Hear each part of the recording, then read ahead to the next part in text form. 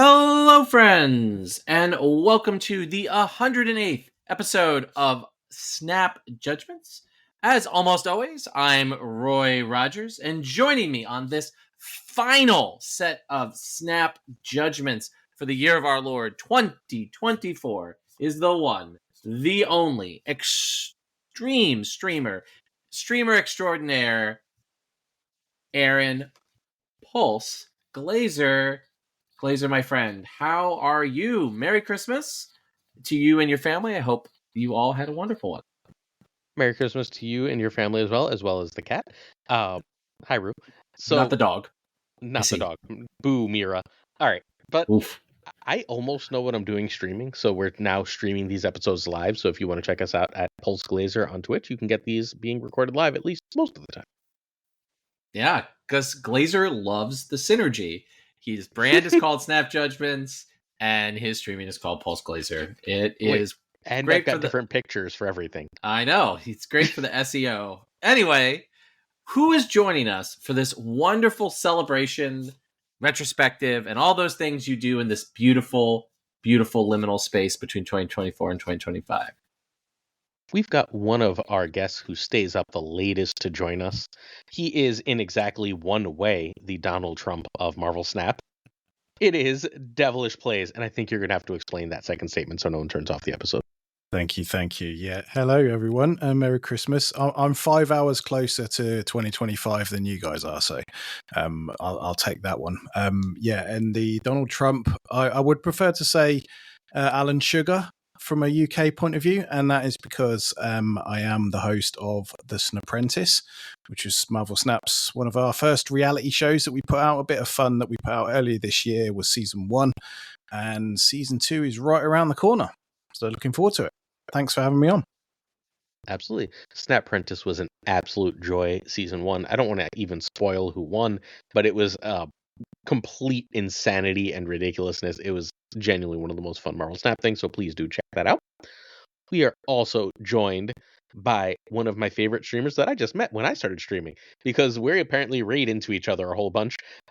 He's awesome, like genuinely phenomenal at Marvel Snap. I should have known his name from taking all my goddamn cubes. It's Crimeafoot. How you doing, Crime? I am doing great. I'm happy to be here. Very glad that I actually started streaming this game as well. It's an amazing community. I can't say enough how much I just enjoy this community as a whole. Oh. Crime, how could our friends find you? And then we'll do that for Devilish, because I totally forgot to. Oopsie. Twitch.tv/Crimeafoot, and also Crimeafoot just on YouTube. I don't really go anywhere else. I have other platforms, but I don't really use anything as much. And I don't really use YouTube. I do need to get back into YouTube, because I actually do have somewhat of a following. But yeah. Devilish, how could our friends find you? Yep, so twitch.tv devilish_play without the S, and everywhere else it's devilish_plays. I'm trying to not be on X, Twitter, as much as I used to be, but I am on B-Sky now as well, so I'm giving that a go. So enjoying it. That would be devilish_plays at bluesky.social, whatever nonsense. If you just type in whatever names, that it pops massive right long thing is. Yep. You're up, Roy. Phrasing. All right, friends. Well, if you want to engage with us on the social medias, we are still on Twitter at SnapJudgeCast. So we are on Elon Musk's health site for at least a while. Glazer, is our Blue Sky the same as our Twitter? It is not. I don't do synergy. Okay. We are anti-synergy. We're going to make it as hard as possible for you to find us. We are Judge Glazer, because I got lost somewhere. Glazer, I forgot. I got lost somewhere.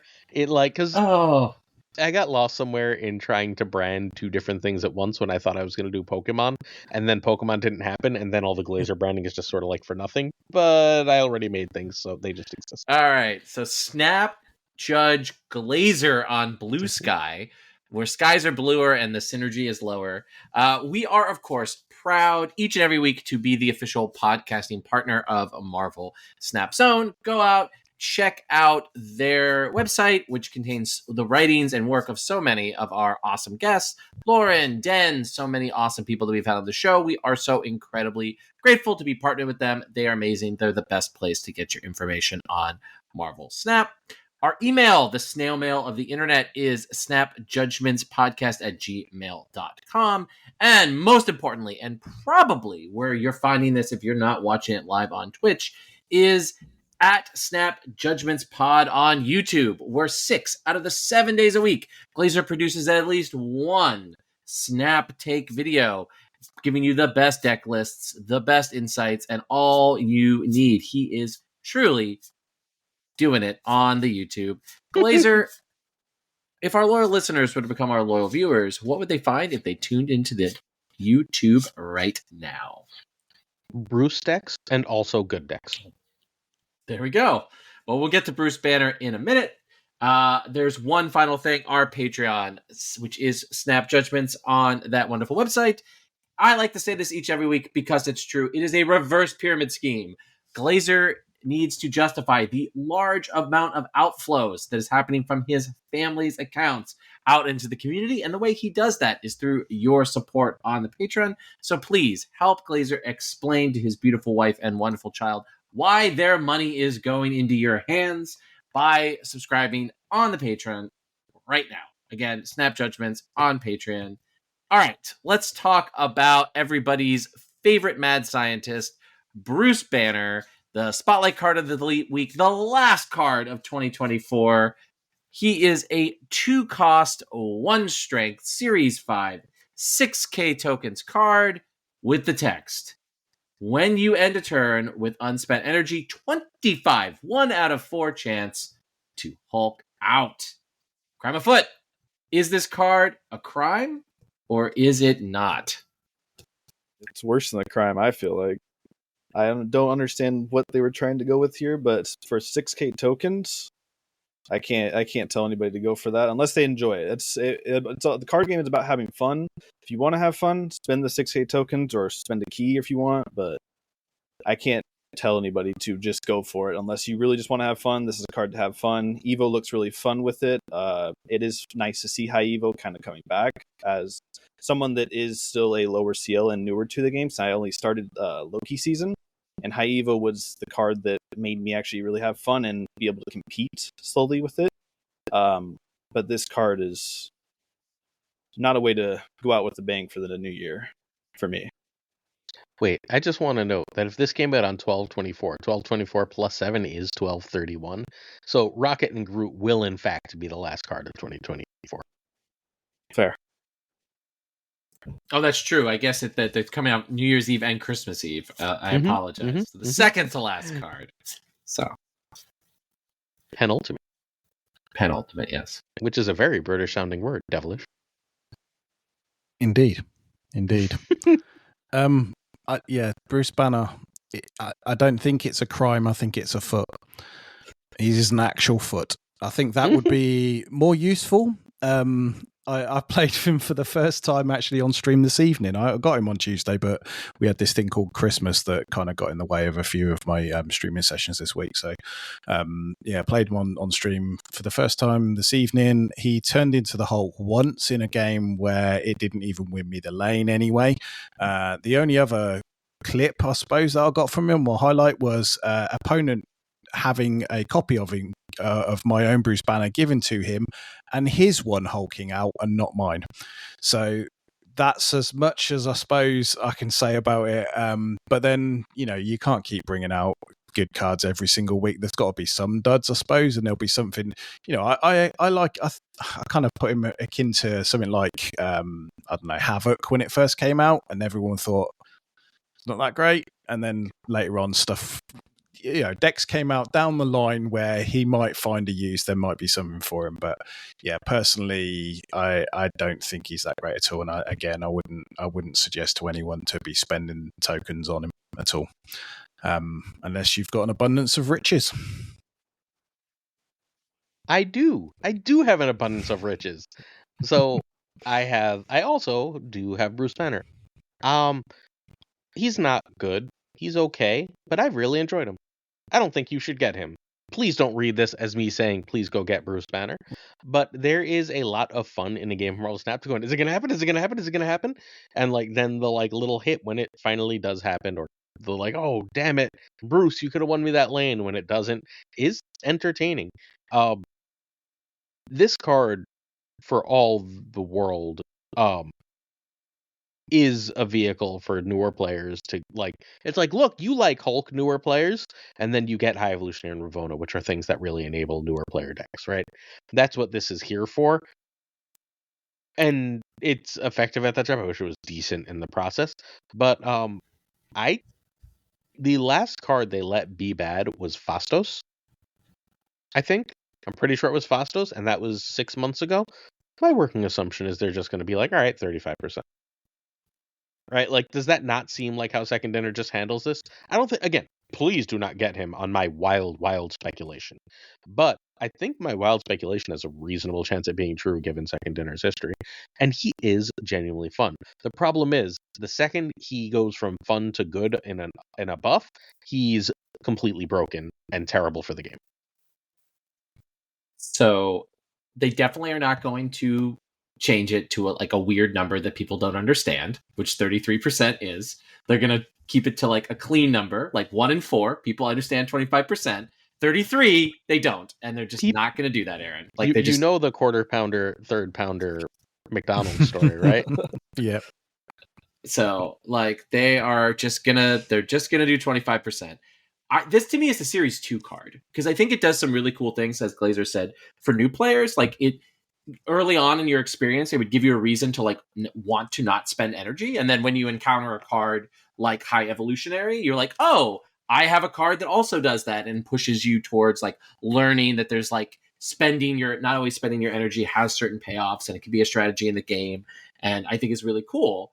As a Series 5 card, and Series 5 cards are targeted primarily at franchise players, right? Because they're the ones who have the easiest access to it. It's a bad card, right? I mean, I think that there are probably decks that can take advantage of the randomness or reduce its cost with Ravonna or something, but it's still not going to be in the top tier of cards. And I think that's where it's really disappointing. I think this was the design I think they should have come up with, and it feels like a Ben Brode card, right? Like if you ever played Hearthstone, this is like one of the most Hearthstone cards, early Hearthstone cards that they printed in a while. And I'm just kind of like disappointed that this card is a 6K token card. I think it's something that should be much more readily available to players for all the reasons Glazer laid out, and just sort of slapping it in the most expensive way to get cards just seems weird because it doesn't really encourage enfranchised players to build new decks or spend money to get cards to make other cards good or something like that. It's just sort of like this sort of dud of a card that does have some fun to anybody. Like it is cool for Bruce Banner to Hulk out. But it's not a compelling Series 5 card. And that I think with the economy the way it is, I think they need to, even bad cards like Phastos are compelling, right? Like Phastos like causes you to think about things in like a different way, while Bruce Banner like makes your High Evolutionary decks worse. And rather than if he's in the new player experience, he in some ways might be, if you get High Evolutionary early, making your deck better if you don't have the Series 3 cards that go into a High Evolutionary deck. So I think that this card is just like illy placed in the card acquisition scheme. And yeah, that's sort of my take. Any follow-up thoughts? No, everyone hates Bruce. Cool. Let's move on to... I picked 10 things that happened in Marvel Snap / are happening in Marvel Snap for us to just talk about as a 2024 in review. Our next episode will come out after Rocket and Groot, which makes it 2025. So this is our look back at 2024. Except for the things that are happening in 2025. There's only one thing that's, actually happening in 2025. The others are all at least have, like, I guess technically the card acquisition, whatever. Shut up, Cube. But the good card acquisition update is happening later 2025. The beginning one is happening like the second week. All right. Thanos is all, Loki is all, Professor X is all, Arishem is all. Balance changes remain frequent. I think the defining feature to Marvel Snap, one that is worth always remembering, is that basically any other game has a much slower meta, and Marvel Snap has really, really said that nothing can be that strong for any amount of time, and taken care of that. A child will go. Thoughts on balance and the shifting meta of Marvel Snap? Kicking it off with Crime. I think the meta has gotten a lot better. It's been a lot nicer to actually grind ladder compared to past seasons, especially where I know how much Arishem has the love and hate relationship. I'm not a huge fan on it, being it's someone that competes a lot, but I do see the fun in it. I have played it as well. I think it is more balanced now. I do have to say, though, my draws feel a lot better with it, but it is not as randomness, because that's what really killed the game for me with Arishem. It wasn't the fact, oh, they're getting big power out. It's the random of, I can read a deck. Oh, they're playing this. It's most likely this list. But with Arishem, I can't read that. Same with like Loki. I'm a huge Loki hater, no matter what. It's what I've kind of put myself out for. But even with that, Loki was more tolerable with that. Not Loki meta. Loki meta was not fun, but I did come out with that as well with it. Loki was one of my first cards I ever got, which was a Series 5, but I just couldn't stand the Loki play as well. Thanos, I didn't get to play in the OG Thanos, but I did play in the more manageable Thanos meta. But I do think the meta is better right now. I don't like that Clog is back. I'm not a huge fan of Clog at all because I can't play my cards. I'm a huge Bounce and Werewolf lover, but I can't really do that with as much Clog at times. And Bounce doesn't feel as good right now, but I do think the meta is balanced out a lot better and is more fun. Devilish? Yeah, I mean, I can't really argue with much of that at all.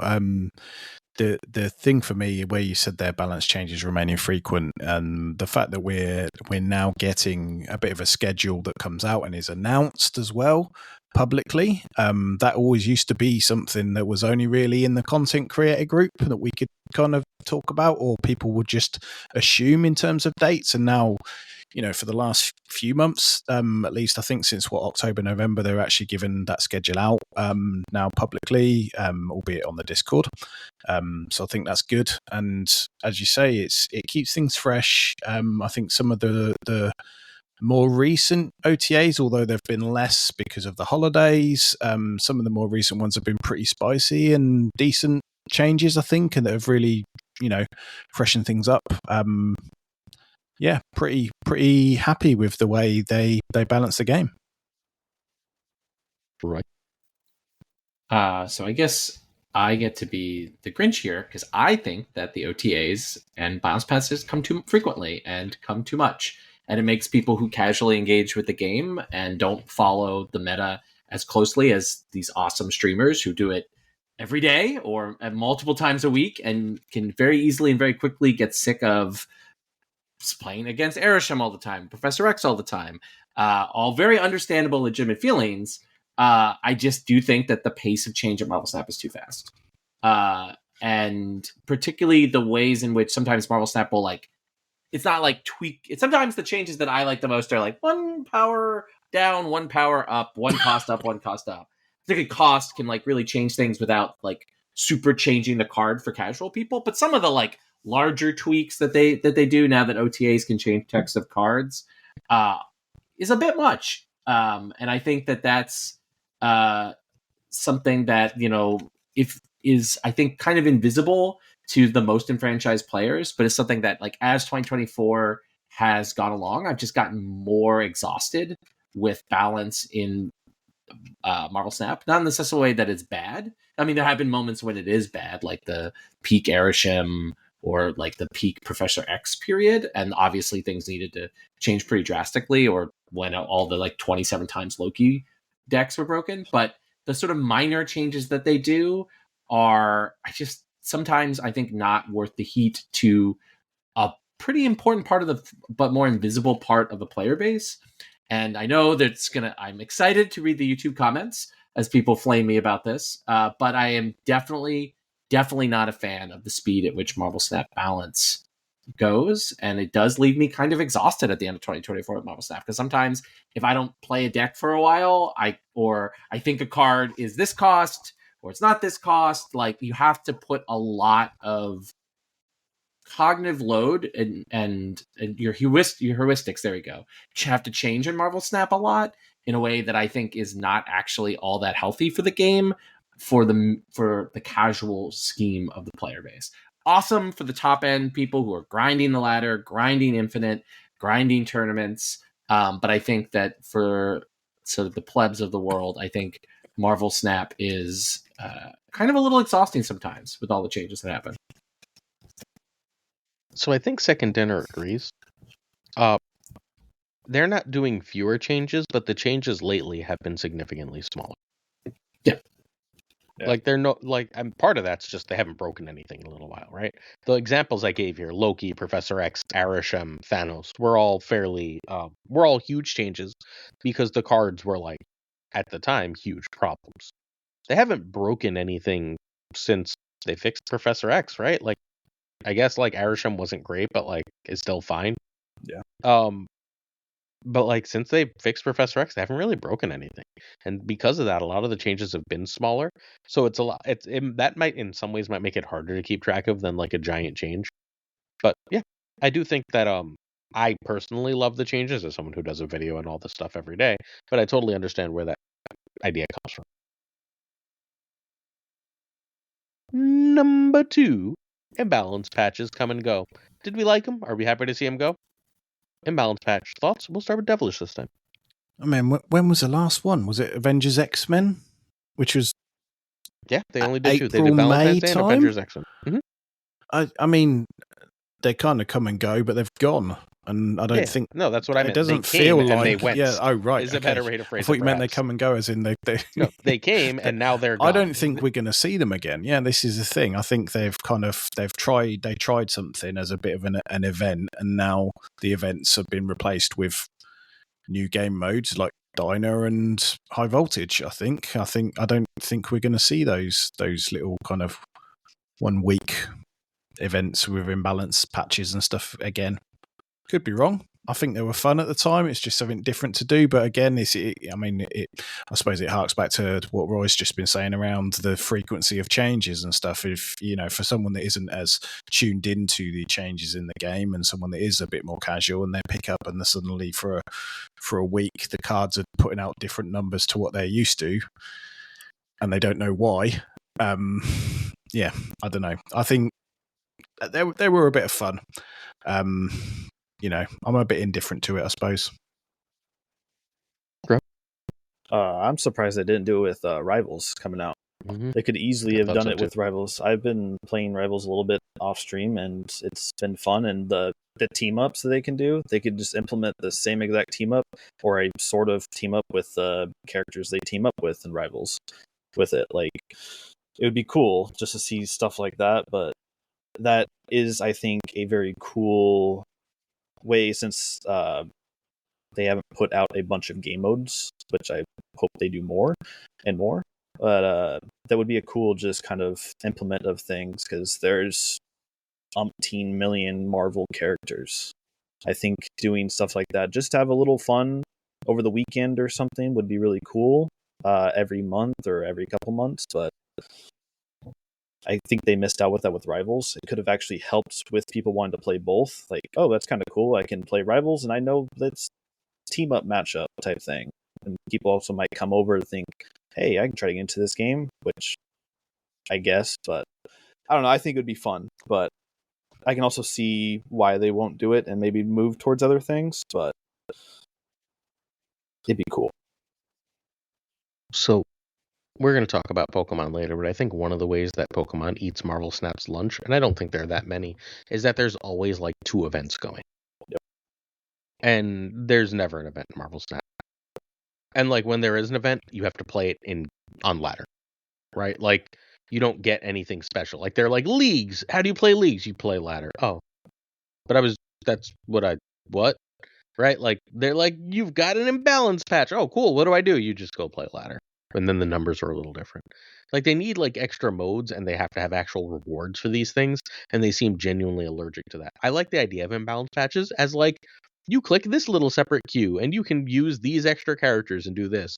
But like just everything being like a ladder with a twist over and over again, like on the exact same button in the exact same place is much.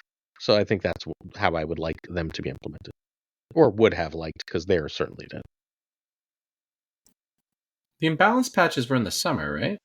There was one for Valentine's Day and one for Avengers was the next one. So February and March. In March. Okay, so March. Right. were those slow seasons? Like I think that you might see them in what are slower times for Marvel Snap, right? I think also the point that they may have been the waiting room for Deadpool's Diner. Like they wanted to do something and then they didn't have Deadpool's Diner ready. Could be a thing like that. I think that Marvel Snap, I think at this point, could stand to use permanent team tags on the cards. And I think that maybe the Imbalance patches might have been more of a test on like what's the kindred synergies or team synergies, like X-Men cards, or X-Men might be too big, so it might need to be like X-Force or whatever, but Avengers or whatever synergies, like to sort of like open up new design space. Because I think that I was into this really cool game design podcast that was talking about Marvel Snap, and I think that they made this insight that like a lot of people expected there to be team synergies and stuff like when Marvel Snap came out, but they chose not to do that, and to sort of like let people sort of take each hero on their own and just sort of build decks. You want Magneto and you want Iron Man? Cool, they can be in the same deck because you love Magneto, you love Iron Man, or they're both good cards, or whatever reason you want to play them together. But like they still have that well to go to when they want to. And they sort of save that design space for later. And I think Marvel Snap, to me, particularly if you're releasing cards like Bruce Banner into the 6K token pool, is ready for some more design space. Activate was one way to do it, but they aren't really leaning into Activate in a way that I'm a little surprised. It's also interesting to see that Activate, I mean, how little impact Activate has is not in Glazer's top 10 events of 2024. It's added. We'll talk about it now. But so I think that that's something that we could see. And I would love to see it. Like, I would love to just, like, I want to play my X-Men deck, right? Like, I want to play my Avengers deck. I want to play my 90s Avengers deck. Like, I'm going to put Hawkeye and Iron Man and Vision and all those folks into it and get some kind of, like, minor payoff, right? I think would be very cool. So that's sort of, I think that they may have been stress testing or initial sticking their toes in that and seeing where the audience is on it. Yeah. You know how they're doing it? Rocket and Groot. Right? Like that, they're just going to be like, we're going to synergize two characters. You're going to, what's it called? The Spider-Man comic where he teams with everybody? Is it just called Marvel Team Up? It's probably just called Marvel Team Up. But that's what they're doing, right? They're just going to be like, you know what we can do? We can do a Scott and Jean Grey, and then we've made up for the fact that Scott and Jean suck. You know what I mean? And then like eventually like they'll run or they'll hit a wall with those and they'll be like, and now the Avengers, and then they can like mess with different versions of Avengers. That's fair. I hope they don't do it that way, but I think that's what they're gonna do. My point, I think to me though, I think it's more like you can only sell a Groot card once, right? Like a card called Groot, right? So you have to come up with ways like Luna Snow is only going to sell so many cards, although maybe she's super popular in Rival Snap. Marvel Rivals. Yeah. And maybe she is now. But I think coming ways to repackage those characters, like Rocket and Groot. People love Rocket and Groot.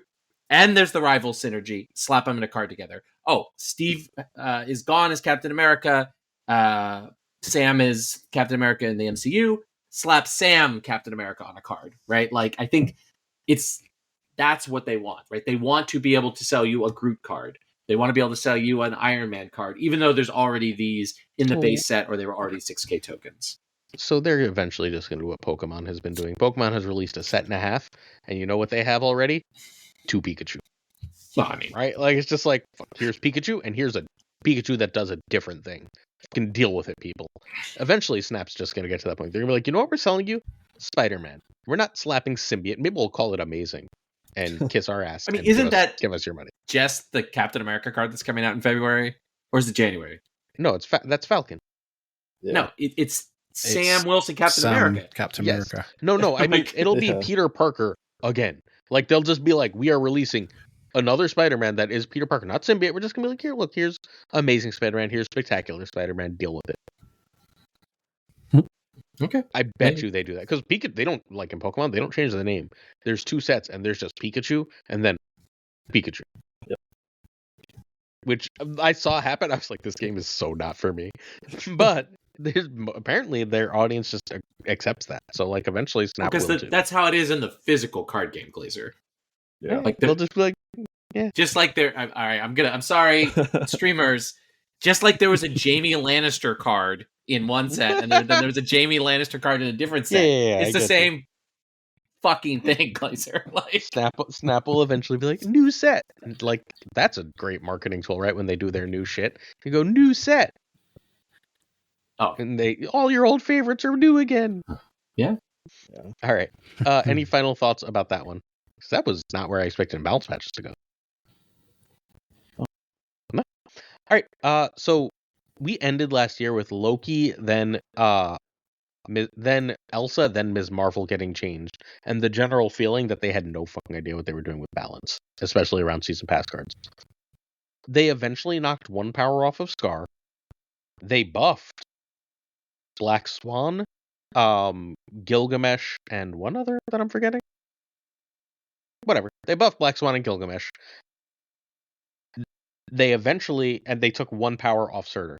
The only season pass card that was seriously nerfed all year was Agent Venom. What do we think of their balance around season pass cards?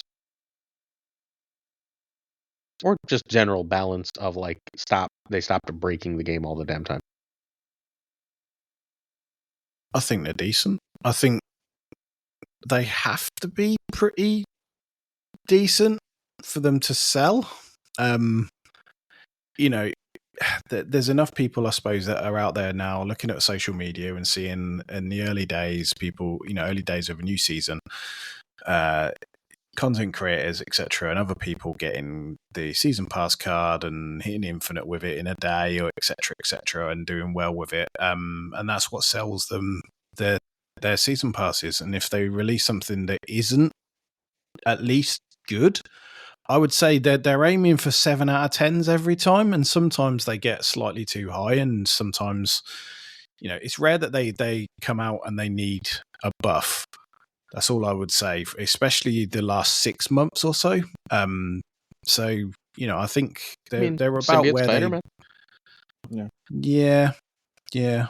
I mean, that's one maybe that's needed a buff, but even then, I think that kind of came out at a time where they didn't really launch Activate very well, did they? To be fair, and it was seen as the new thing with the new code word on it, but there was nothing really you could do with it very much that wasn't too obvious. So it's I think they're decent. I think on season pass cards.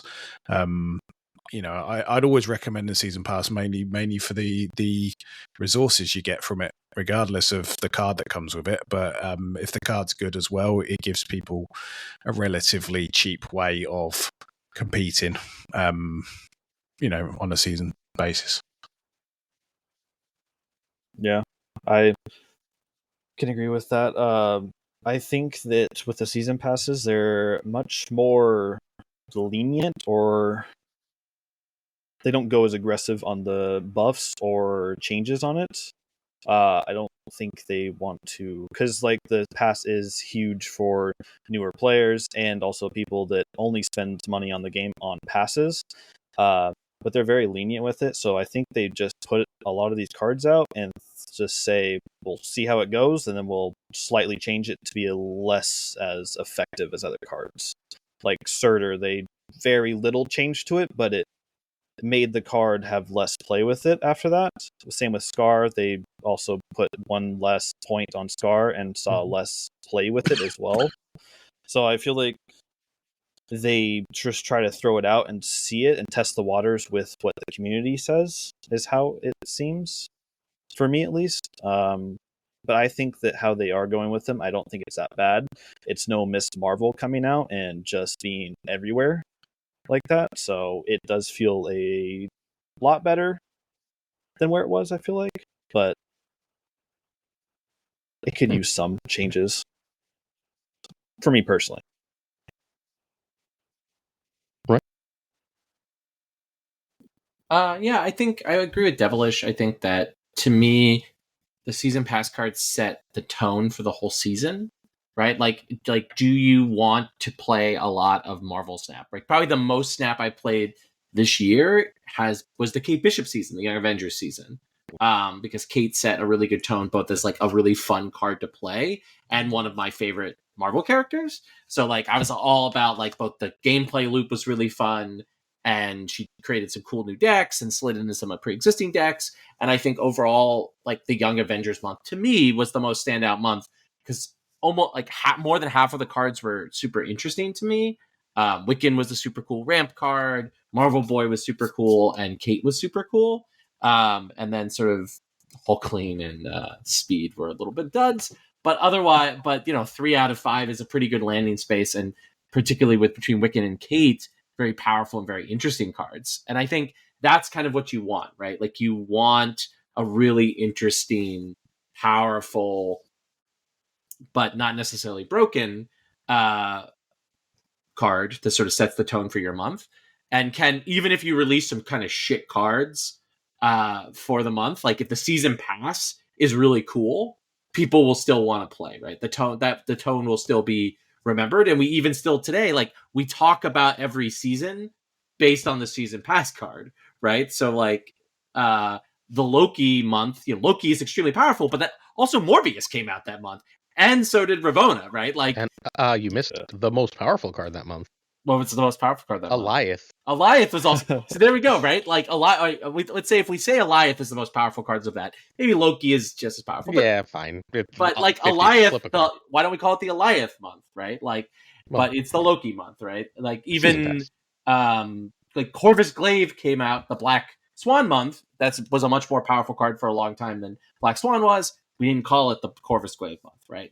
And I think that that's really important. I think over the course of 2024, they've gotten better at them landing properly, because I think 2023 it was all over the place, and 24 the design team is really better about that, and I think that is the strongest takeaway in Marvel Snap, and I think it's good that they don't have to tweak the season pass cards as much as they were doing in 2023 or the beginning of 2024. And I think the end of the year when it came to season passes, although again, Lady Galactus is such a dud for me, like as a like a card to release as your card. She's not even a character in Rival. She's your narrator in Rival. Anyway, we don't need to regurgitate Lady Galactus. All right, but Galacta, she has a name. Does she have a name? Yeah. Anyway, I'm not going to regurgitate that. But I think overall, the season pass cards have been in a decent spot in 2024 and sort of ended on a good note for where they're releasing. I don't think the game was sustainable with the model they had last year, where like they started 2023 with Zabu and Surfer, and then they got real gun shy for a real long time, and then they were all of a sudden like, but how about Loki and Elsa and Ms. Marvel, and then Shaw is actually a really, really good season pass card. But like, so I think that they didn't break anything, even like as good as Agent Venom was, right? Like Agent Venom is a world worse than Loki. I think they've done a remarkable job with season passes. That's more or less where I land. The IGN debacle, Snap PR issues, and I want to call to mind something modern about this. They announced that Character Master is coming in February. Earlier, yes? Did you read the phrasing of that press release? They phrased it as an apology that it wasn't coming in January because they wanted to give people time off. Why would you say that? On what earth is that how you frame that? You guys demanded character mastery, and we put it to the top of our list, and we got it out way faster than we could have. It's coming in February. It is ready. Get ready for the February update. Instead, they're like, hey, we really wanted to get this out to you in January, but instead, we're going to give our people some extra time off, and we'll have it like, why do they do things like this? Devilish? I don't know. I mean, I'm okay with it being in February. Like I haven't really had much of the community that I see worried that it's not January, so I don't know why they would talk about it. I think it's still something to look forward to. I think the bigger issue here is card acquisition, as we know. So that's the one that everyone's more worried about. Mastery is a nice to have, or we think it is from what we've seen of it so far. But yeah, I'm all right. Something to look forward to.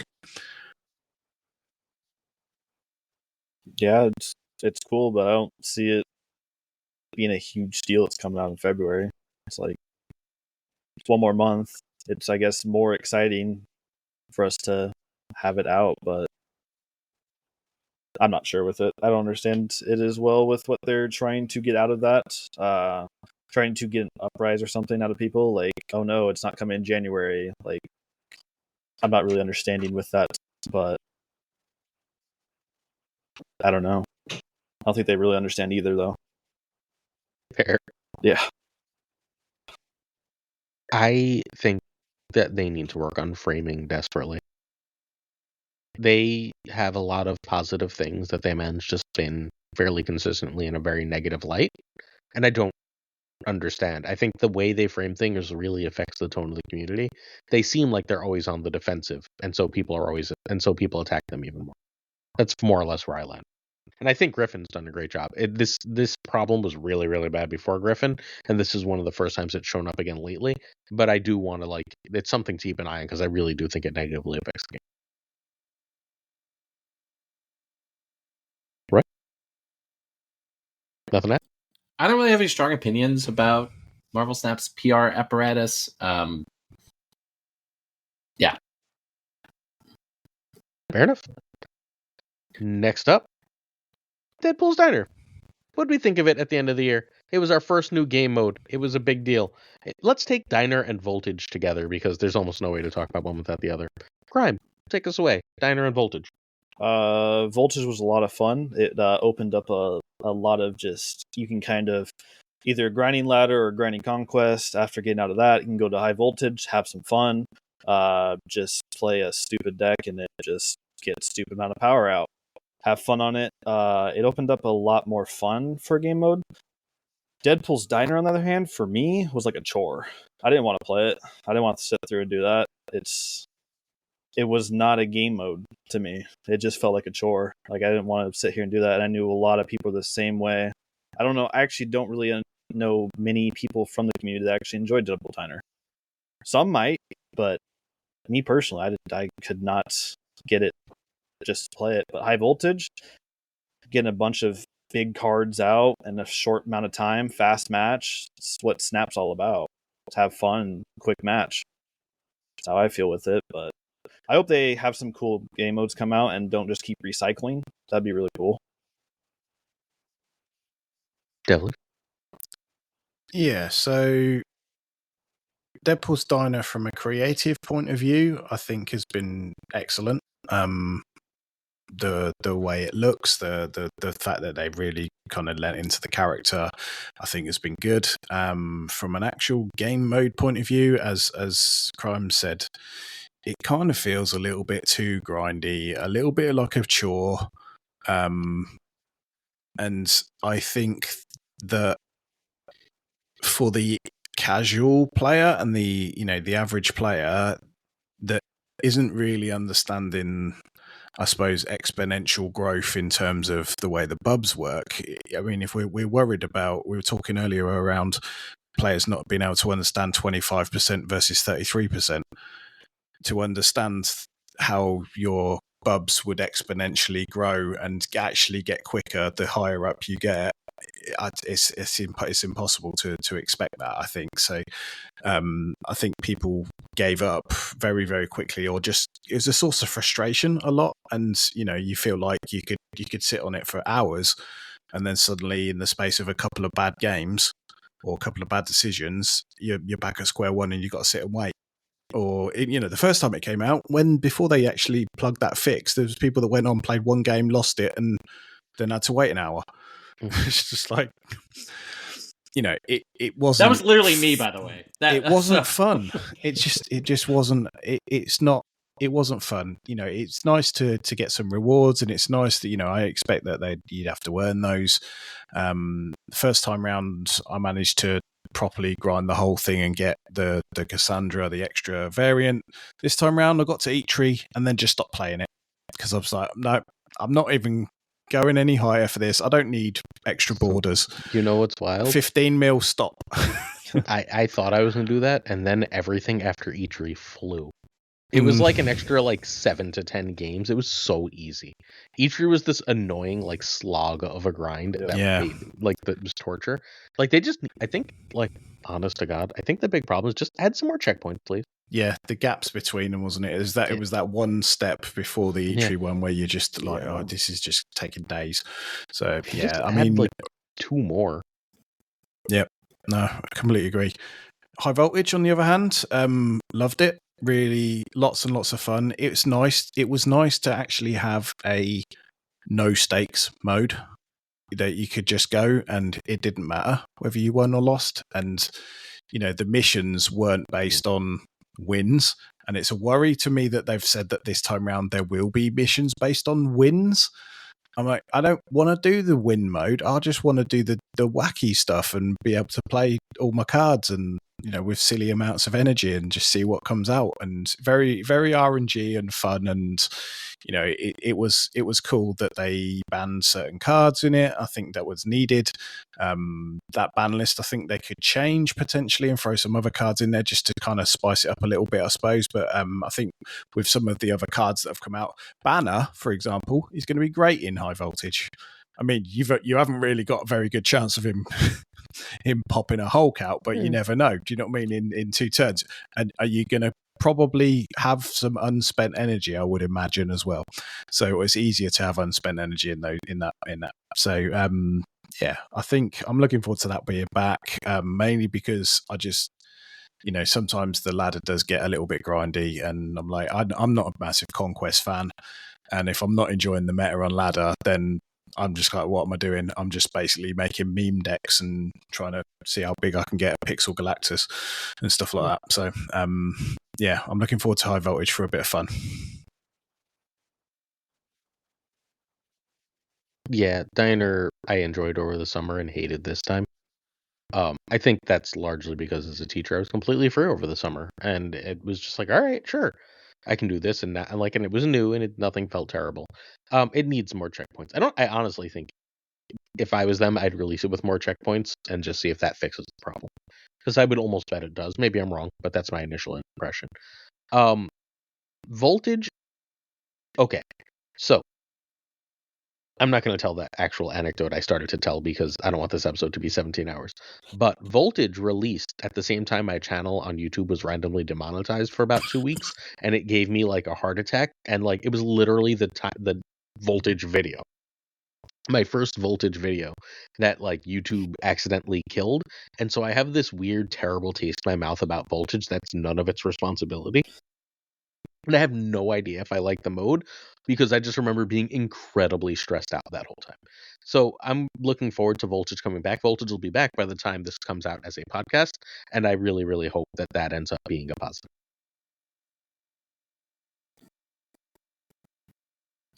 I think Deadpool Diner fucking sucks.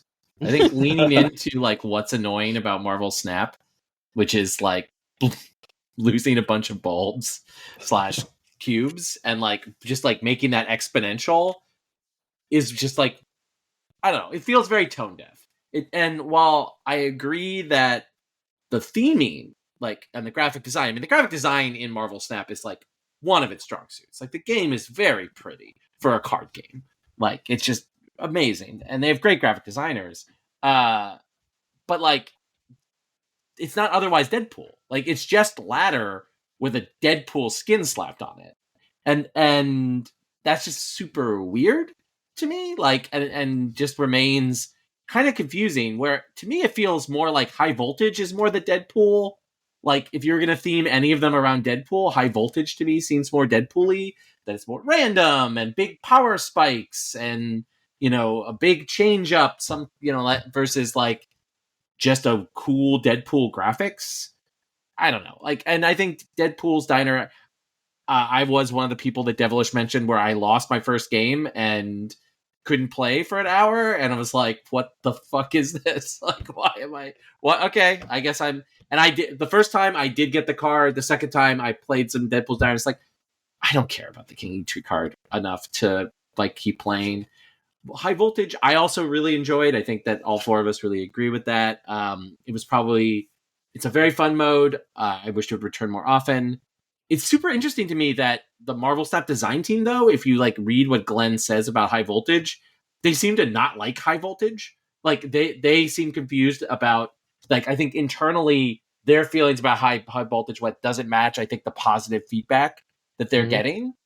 And I think that is one of the reasons why they're changing the incentives. I think they don't like the incentives of you don't have to win because winning keeps you playing, right? Like if and because if all card games like Ruterra, Arena, like they all, I don't know, I haven't played Pokemon Pocket, but those, like, it's win games, right? It's not just play games, it's win games, right? Like I think that that's like one of the ways that they keep people in their ecosystem is to get your reward. You've got to play until you win, and if you suck, you're going to be playing for a while and feeding wins to other people.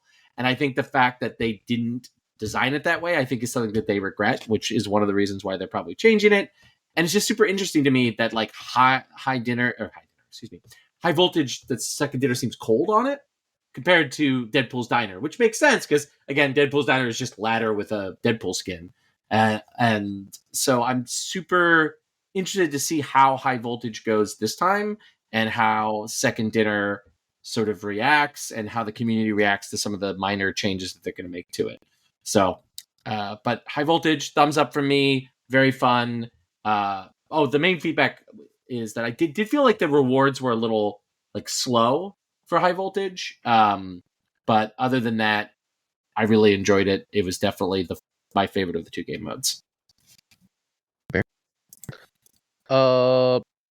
Second Dinner actually hosts a tournament, and apparently more to come if Gunny's massive hints are accurate, because he's sure to shit hints every time he's on the show. Tournament scene, Marvel Snap. What do we think? Crime. I think that it's needed. I think with just this year, we've seen from all the servers so many top players leaving the game because of burnt out. And it's just, that's from competitive side. So many people are leaving the game or not playing as much.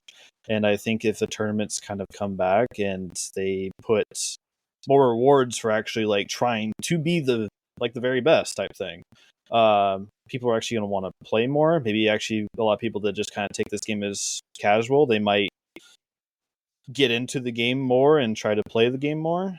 But right now it just seems like it's, if you're a content creator or streamer, you're going to be grinding the game. But other than that, there's very few people actually want to play the game. And especially tournament wise, there's a lot of people that do sit out there and want to play in tournaments because all they do is just play Conquest, and because they don't like ladder. There's the opposite sides of it, everything. I don't like Conquest at all, but I feel like if there's tournaments come out, that puts more excitement in for people. And it's actually, maybe I want to get into this game more and actually see where this can go. But seeing with them, you never know how it's going to go, to be fair. It'll go well. Gunny will run it. Fair. At least if he's not running it, then I don't know what the fuck he's hinting about. Fair. Devilish? I have to hold my hands up and say Gunny and Team Models as well ran an amazing creator tournament, and it was a privilege to actually be part of one. You know, I've looked on enviously at some of the Conquerors type events that they've put out before, and the fact that we openly said to the devs and stuff that it was disappointing that it was the same kind of names being invited each time, and it was nice to actually go, do you know what, everyone's invited, or you could sign up for it if you wanted to do it this time round. And you know, to be part of that was kind of my first proper Marvel Snap tournament outside of, I think I was in season 1 of your Snap Judgments League, and didn't really do any other seasons after that. But you know, it's just one of those things where it was nice to be a part of it, and Gunny did it brilliantly. And if if they are gonna, do more of that and have that sort of thing come along, I'm all for it. I thought it was a fun few weekends, and it was kind of multiple weekends in a row as well, wasn't it? That they did it over. So I thought it was very well run. As to opening that up though to the masses, and how do you do that? How do you run a tournament for what could be thousands and thousands and thousands of entrants? That's where things get a little bit trickier and would need a bit more support and stuff on. But yeah, I don't think it's beyond the realms of possibility. As to whether that's actually pushed by Second Dinner or whether it's just we'll allow you to do this, but do it for us, please. I think that's the big question, isn't it? It's they've already said they're not really interested in creating that type of thing themselves, but they'll let someone else do it on their behalf.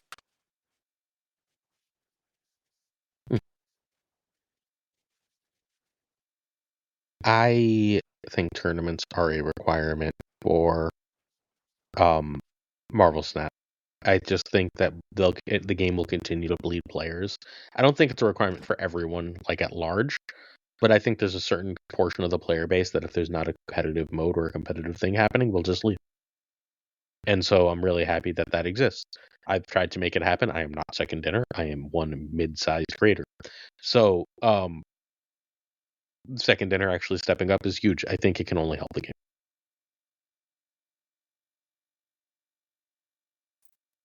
Tournaments are always great. It was super. Gunny did a really good job. The stream was super cool. I think what people need to be careful with, though, is managing expectations. If you follow like a lot of games right now, we are in a sort of like fallow time for big support for tournaments across a variety of games. And as someone who loves like tournament scenes for the games that I follow, like I think the end of cheap money after the pandemic is really caused a contraction of that space. And so I wouldn't be like, oh, there's going to be something huge coming out of Second Dinner. That I would be very skeptical of. But I think them continuing to support tournaments of that size that they did the first time, or being willing to let people license the rights to do tournaments, is something that definitely could happen. But I would definitely don't expect something of the size of like Hearthstone at its peak, or even something as ambitious as half of that, or even a quarter of that. I think for now, the days of that kind of tournament support for most games that aren't S tier level popular games is over, because even the S tier games are contracting those scenes, and yeah. Rivals and Pokemon take a bite out of Snap. Any lessons we can learn, or any thoughts in general outside of what we already said about that? Right? Or Devilish looked like he had something there. It's the new big thing. I mean, Pokemon was always going to do well because of the franchise, and it will do well. But I don't think it's necessarily going to take away a ton of people that weren't already going to potentially be leaving anyway. And for me, the collection and collecting the cards is great. The gameplay, not so much. Not my thing. I don't feel like there's enough there for me to stick around with it. But I've still got the game and I still play it, and I still travel to New Zealand with my phone when it first came out for a month.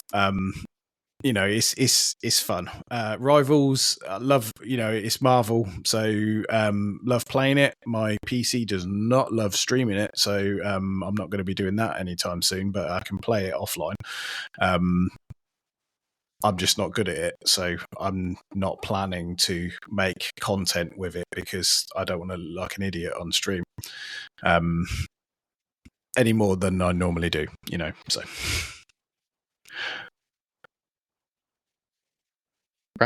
I can agree with that.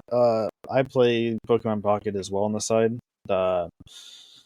the same thing. I do actually like some of the gameplay with it, just how fast and easy it is to get into it. But other than shiny card and the gacha feel, it's kind of lacking for me. But it is nice to see a lot of the creators that were kind of dying out on Snap kind of move to that, because that does open up for me to be able to kind of grow as well. So with me, with the viewership and people kind of transitioning out, I have enjoyed it for myself personally, because it has opened up for me to be able to get my name out there more, and I enjoy that. But it is sad to see some people go that I do enjoy from the community.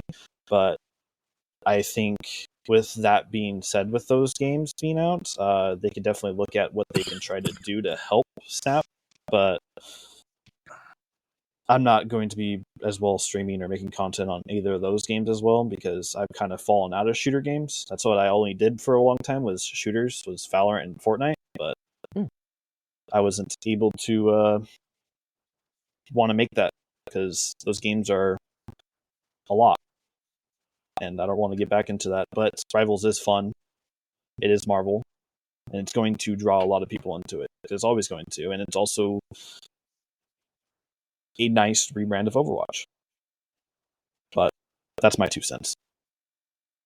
So I've spoken Pokemon to death at this point. I'm not going to rehash the points I've made a million times. If you missed them, check almost any other content I've made. You'll find it. I went to Brooklyn and I watched a Rival stream while we were waiting for it to start. Super Tech God and I got there early. And watching Rivals sucks. It looks fun to play, but it's like jumping in little circles and firing pew-pews in the air while nothing happens. It is wild how much watching Rivals sucks ass.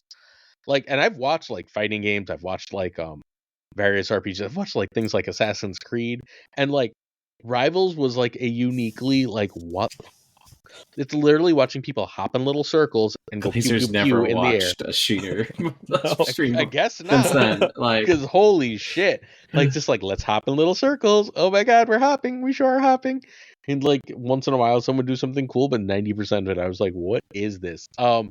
My assumption is the longer Rivals is out, the less there is any real overlap between creators for both games. That's all I got. Watching Rivals, I was like, what is this? He was like, right? I was like, all right. You should watch a Valorant tournament. It's even worse. Is it? Yeah, it's just jiggle, and It's then the little sometimes they hopping shoot. in circles that got me. It's like, pew, jump, pew, jump, pew, in a little circle. yeah, it's definitely an experience. I don't think I mean, you have to separate like what Rivals and, to me, Pokemon are to Marvel Snap. Like, Rivals is a threat to the creator community, I think, more than like, because what's the best way to put this? People who are burnt out are looking for a game to move on to from Marvel Snap, and they feel that their core audience is Marvel fans, can jump to Rivals if they find the sort of like Rivals content creator experience to be better, and it's a new game. Pew, pew. Well, I mean, some people look. Lots of people love that stuff. Yep. Like, and like, if you're those, I would suggest, Glazer, if you want to see like why people watch it, watch like an edited VOD on YouTube, like one of those like 15-minute ones of like somebody paid an editor to cut the pew-pewing and to just do the cool like Jeff grabbing everybody and spitting him out stuff. Like, then you'll see like why people like YouTube on this, and like, and guides and stuff. Like, you know, Cozy is the biggest example of this, right? Of someone who is pretty hard transitioning to Rivals. Like, I think people like him, that's what sort of threat to the Marvel Snap community. I think Pokemon is a more existential threat to Snap, because I think what is Marvel Snap but a gacha themed Marvel game? And Pokemon, like, and what can compete with Marvel is Pokemon. Like, what, like, and that is where I think people, who are concerned about like the livelihood of actually people who play Marvel Snap, and like, will Snap lose its core audience? Pokemon Snap is a much bigger threat, right? I think on a creator, you're going to see some pretty big name creators transition into Rivals because like they feel like they're chasing the money, they're tired of Marvel Snap, they're looking to transition. That's a whole different thing than like threatening the core player base and second didders money, which I think Pokemon is a much bigger threat. We'll see. Right. Yes. Oh, sorry. Okay. What is a man but a miserable little pile of secrets? That's true. That's true. Sorry. You did the what is Marvel Snap, and I immediately had to continue. But that's what I think. So people who are concerned about the livelihood, and I think the game that they have that Marvel Snap has like to learn from is Pokemon. I haven't tried it yet. I'm not like I'm a low Pokemon enjoyer, I guess. Like I have nostalgic memories from Pokemon, but I don't follow it. I don't have a small child in my life who loves Pokemon. At least one that I see on a regular basis. So I don't have that strong attachment to Pokemon, so I haven't really tried it out. But yeah, if you are concerned about Marvel Snap, that is where I would look and focus your energies, and it's probably where Second Dinner is paying the most attention. Even if the fireworks and the pew-pewing of Rivals, which is a fun game, like I think it's a pretty well designed Overwatch clone. Like it's more accessible to me than Overwatch. When I tried Overwatch, like I played like 2 or 3 days of Marvel Rivals, and like I was bad, but like I still felt like I was doing things and like contributing to my team in a way that I had not thought felt in a team shooter my entire life. So good job to making shitty casuals like me feel good. But yeah, it's not really a threat to Marvel Snap. I have no takes for these last two. So if you guys just have at them. Card acquisition update is coming. I literally don't know how much. We're going to talk about it a little bit next slide, but like I don't have much to say. We know that they're going to double the tokens in Spotlight caches and double the Series 3 acquisition rate. More than double the Series 3 acquisition rate, right? So that's good. They're also going to have Mastery in February. Weird announcement aside. That's good. My take is basically these things are good. I don't know what else to say. Crime? I got nothing. It should help the game, I'd hope. And also, our accusation with the series, I think, will also help the new player base, and I can actually like tell like other people like, hey, try the game. It would feel like because they can actually get more into the game, and it won't feel as grindy. For me, it felt like it took months to actually get into the game as far, but it still is the same way. But with this, it's going to drop more cards to Series 3 that were Series 4 that could be more obtainable for people. But it would be nicer to see people to be able to complete Series 3 faster than before, I feel like. But it is a step in the right direction for me. Devil. Yeah, nothing really much to add. It's great that they're finally seems like they're doing something for newer players and people coming through the through those early rounds, those early levels, completing those a bit sooner. Can only be a good thing. I think it does hit some people that are collection complete in terms of we get one less variant or 1.2 less variants per certain number of boxes. I'm not really that fussed, to be honest with you myself. But some people are pretty upset about this. I think those people would be upset about anything, whatever they announce. So, yeah, that's all I have to say, I suppose. I lied. I have one very small take. If you're in Series 3 and now you'll be opening one card a day most days, that feels good. Getting a new card every single day feels good. That's my take. Like, that's a really big change. Roy? I think we're going to talk about my feelings about this in the hot takes section. Hot takes. There we go. So we are both discussing these takes as quickly as possible, but then what we're really doing here is we're ranking them in spiciness. 10 is the end of hot ones, and 1 is mild as all shit. Cool. We do have 10 because Crime had a third, and then I didn't want there to be 9, so I added one more. So, Devilish, can you read us your first take? Yep. There isn't enough energy to make high Evo viable.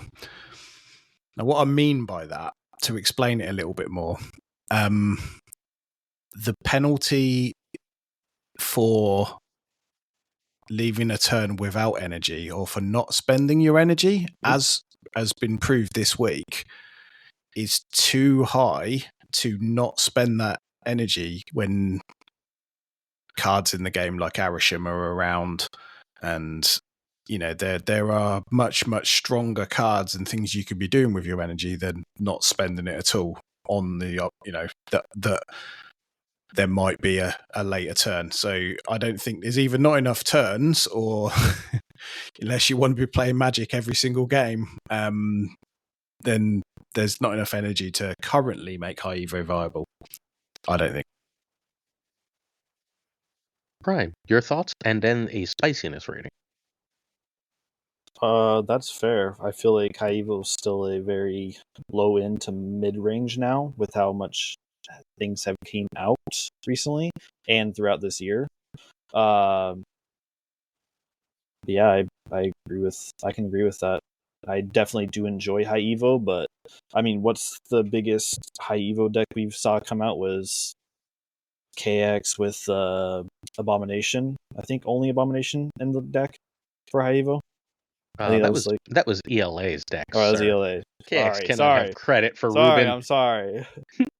I'm still getting names, okay? It's fine. It's just I don't need the D's jokes in the comments. That's fair. That's fair. But yeah, no, I can definitely agree with that. I would definitely probably put that around like a 4 at least. So I feel like some people might actually no. Yeah, no, a 3 or 4. Ooh, so not that spicy. Oh, that's not spicy? Oh, I was thinking. No, 10 is the spiciest you can be. 10 is the spiciest? 1 okay, is no spice. Okay, a 7 or 8 then. I had it backwards. Yeah. I don't know, man. I think you just add some more power to those cards. I think if you go back to original Hulk and you make Cyclops a 3/5 and you make Thing a 4/8, all of a sudden we're just fine. I think I don't think it's that there's not enough energy. I think you're not getting enough for skipping. I think if the numbers do better, then it's worth skipping the energy. So I think I'm at like a 5 here. I think this is like a perfectly cromulent take. I get it. I just think that like if Cyclops is a 3/5, Thing is a 4/8, and Hulk works in deck again. I think Evo's meta. I don't know if it's the best deck, but I think it's meta. I love Aaron's answer, which is that this isn't spicy if you change a bunch of cards to rebalance the mechanic. Well, because it's not the energy that's the problem. It's the numbers on the cards. I mean, it's like two sides of the same coin, right? Like, I think Devilish, like, to me, this take isn't so much like spicy as it is insightful. Like, I think it gets at like a problem with the mechanic in general, that when you have only 6 energy, only 6 turns, like skipping energy is just going to be weird and awkward, right? And there's some interesting tension, but the more you like double down on it, it's hard to make it consistent, right? And I think that's like when people, I think actually too easily jump to Glazer's thing, which is, just like kick the card power level up. It's like, yeah, any mechanic is awesome if you just kick the power level up. I think like where Devilish hammers in on it is like, it's going to always be an awkward mechanic. And so creating a deck that encourages you to go all in it on it is going to be difficult to make it viable unless you do some version of the approach that Glazer has, right? I mean, and we saw that kind of at the beginning, right? Where that Hulk card was busted, right? Like Hulk was busted at the beginning, right? And so that is where I think, I don't know, like it gets a 5 for 5 in spiciness, but a 9 out of 10 in insightfulness, I guess, is where I am, where I'm not like angry. Oh my God, Devilish, why would you dare insult my beloved high evolutionary card? When instead I'm like, oh yeah, that's a way I haven't thought about high evolutionary and the mechanic in Marvel Snap. And so that's where I am. So we are going to call that a 7 in terms of spiciness as our weird average, as no one committed to damn numbers. We're bad at games. So chat's going to keep track of that for us, by which I mean Brady. Crime, you're up. New game mode for alliances. Alliance battles is needed. My take on this is the alliance part was a very cool part to add to this game, but I feel like that almost everybody can agree that it's sometimes tedious to do the alliance missions afterwards. So instead, if they put out, like, one of some of my favorite mobile games is Clash of Clans. They put CWL out. They gave people the chance to go against clans versus clans. I feel like if there's a point to grind alliance missions, if they make it so it's a versus another alliance, like periodically, like during the week or whatever, it'll make people want to grind the game slightly more because it gives a little bit more competitiveness. But I feel like something's needed with alliances, because right now alliances is just a group of people that kind of just come together, get a variant that's mediocre or a cool border. But you do get free stuff, yes, but I do think it needs a little bit more. I think it's something they can definitely add on to, and I think they definitely should, but I don't know if they will. It's something I hope for. I would really enjoy. Devilish, spicy rating, and your thoughts. I broadly agree. They need to do something with alliances. It just kind of feels like it's they've announced this big thing that everyone was looking forward to for ages, and then just left it and done nothing with it. Ring a bell, Oh, wait, no, Conquest. alliances. Yeah, I was going to say exactly Yeah. that. So, yeah, I there definitely needs to be more to it. And I don't really know what the fix is for that. I'd love to see some kind of alliance versus alliance thing, but how you would implement it, I'm not too sure. Leagues, but alliances. That's why I'm not a game developer. So, it'll probably be a version of play on ladder and earn this or something like that. I don't want it to be who can earn the more points, more bounty points in the week versus another alliance, because that's just grind ladder more, please play more games. And that's not a new mode. So I hope they don't do that. Spiciness rating, I don't think it's. I mean, it's not that hot a take in terms of it. I completely agree with it. So I don't really know where does that. Where are we scoring? I don't understand the scoring. Is the lower lower means no spice? Completely Is this agree. white rice? Is this a decent chicken wing? Is this 5? going? I don't know. 5. I mean, we'll go in the middle. Don't have to be generous. I'm not being generous. I'm giving this a 1. This is a 1. This is white rice and white bread. This is like white rice on top of white bread with no sauce. Yeah, no shit. Alliances suck. They're boring as shit. They add nothing to the game except now I have some extra borders. Like they are the biggest waste of a social feature. Holy shit, are they bad.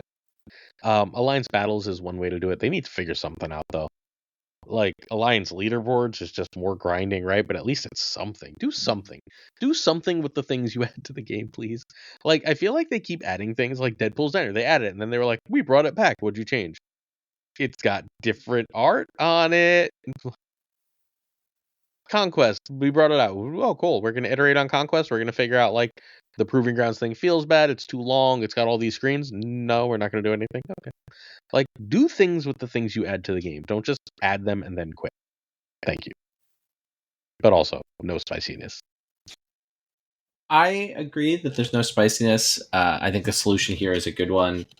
I agree that alliances suck. I guess I'll throw out a spice take it. I think social features in most games suck and are kind of useless, and I don't understand. Like, I never understood why people wanted alliances in Marvel Snap. Like, guilds in, like, WoW or League or whatever makes sense to me, but, like, what's the point of alliances in Marvel Snap? Like, it's a robot that says Glazer got 8 Cuber in this, and, like, it's additional, like, the best thing about alliances was, like, it encouraged you to play decks, but like the fact that the pool is like locked, so like if you log in at the wrong time, you just end up with these absolutely miserable quests that no one wants. It's like truly one of the stupidest game design decisions that they have made. Like, it's just, alliances is so underbaked that it's kind of just annoying to exist. And I'll be honest, I let my membership in one of the Snap Judgments like lapse. They're like, I don't care. Like, I have not missed a single bit of it. Like I don't understand where alliances are supposed to fit into the ecosystem, because like, do you want people chatting in Marvel Snap? I don't know if you want people chatting in Marvel Snap. And Deadpool emote. Deadpool Ms. emote, Marvel. yeah, it's like the fact that a Miss Marvel emote is BM is just like, I don't know. I think that it's a terrible idea, that alliance in general. I think Crime's decision here of like alliance battles is like a cool way of using it. So like if you're on a structural sense, like we are stuck with alliances, I think alliance battles is a really great idea.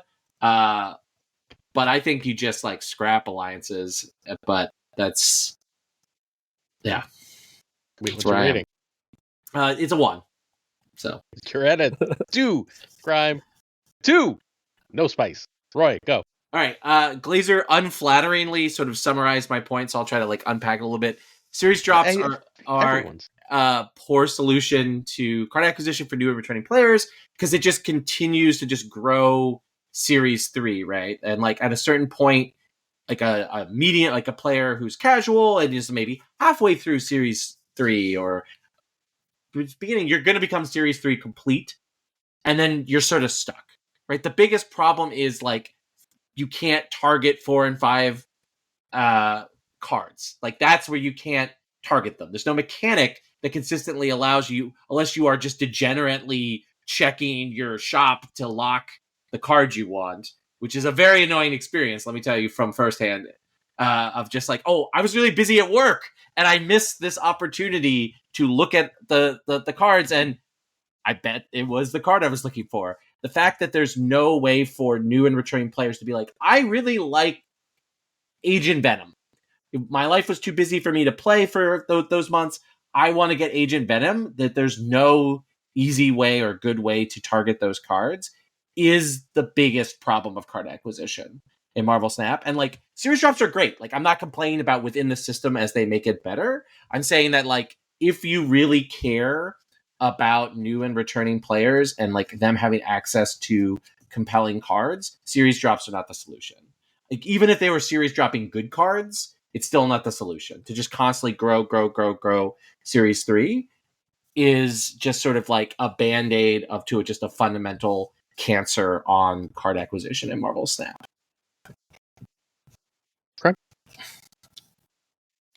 I can definitely see that. Someone getting almost Series 3 complete, and then it just, hey, now you're not Series 3 complete. Would suck immensely, because you put all that grinding in, and now what? I have to do it all over again.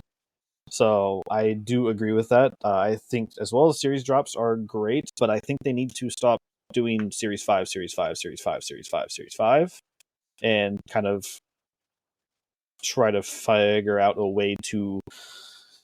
I mean, it's like with Banner, like what Roy said. It's like he should have been a Series 2 or Series 3. Like, why is he a Series 5 with a card that is going to be a fun card? And that's Series 2 and Series 3. There's in most decks. A lot of those cards aren't actually in those like big decks. They're more fun decks at times. I mean, it's like Arishem. It's like getting a Series 2 or Series 3 card. Most of the time, it's like, I'll just play that out. It's power. But I can definitely see with that causing a problem for newer players. Definitely. Wait, what's your spiciness rating? Spiciness, yeah. A 6.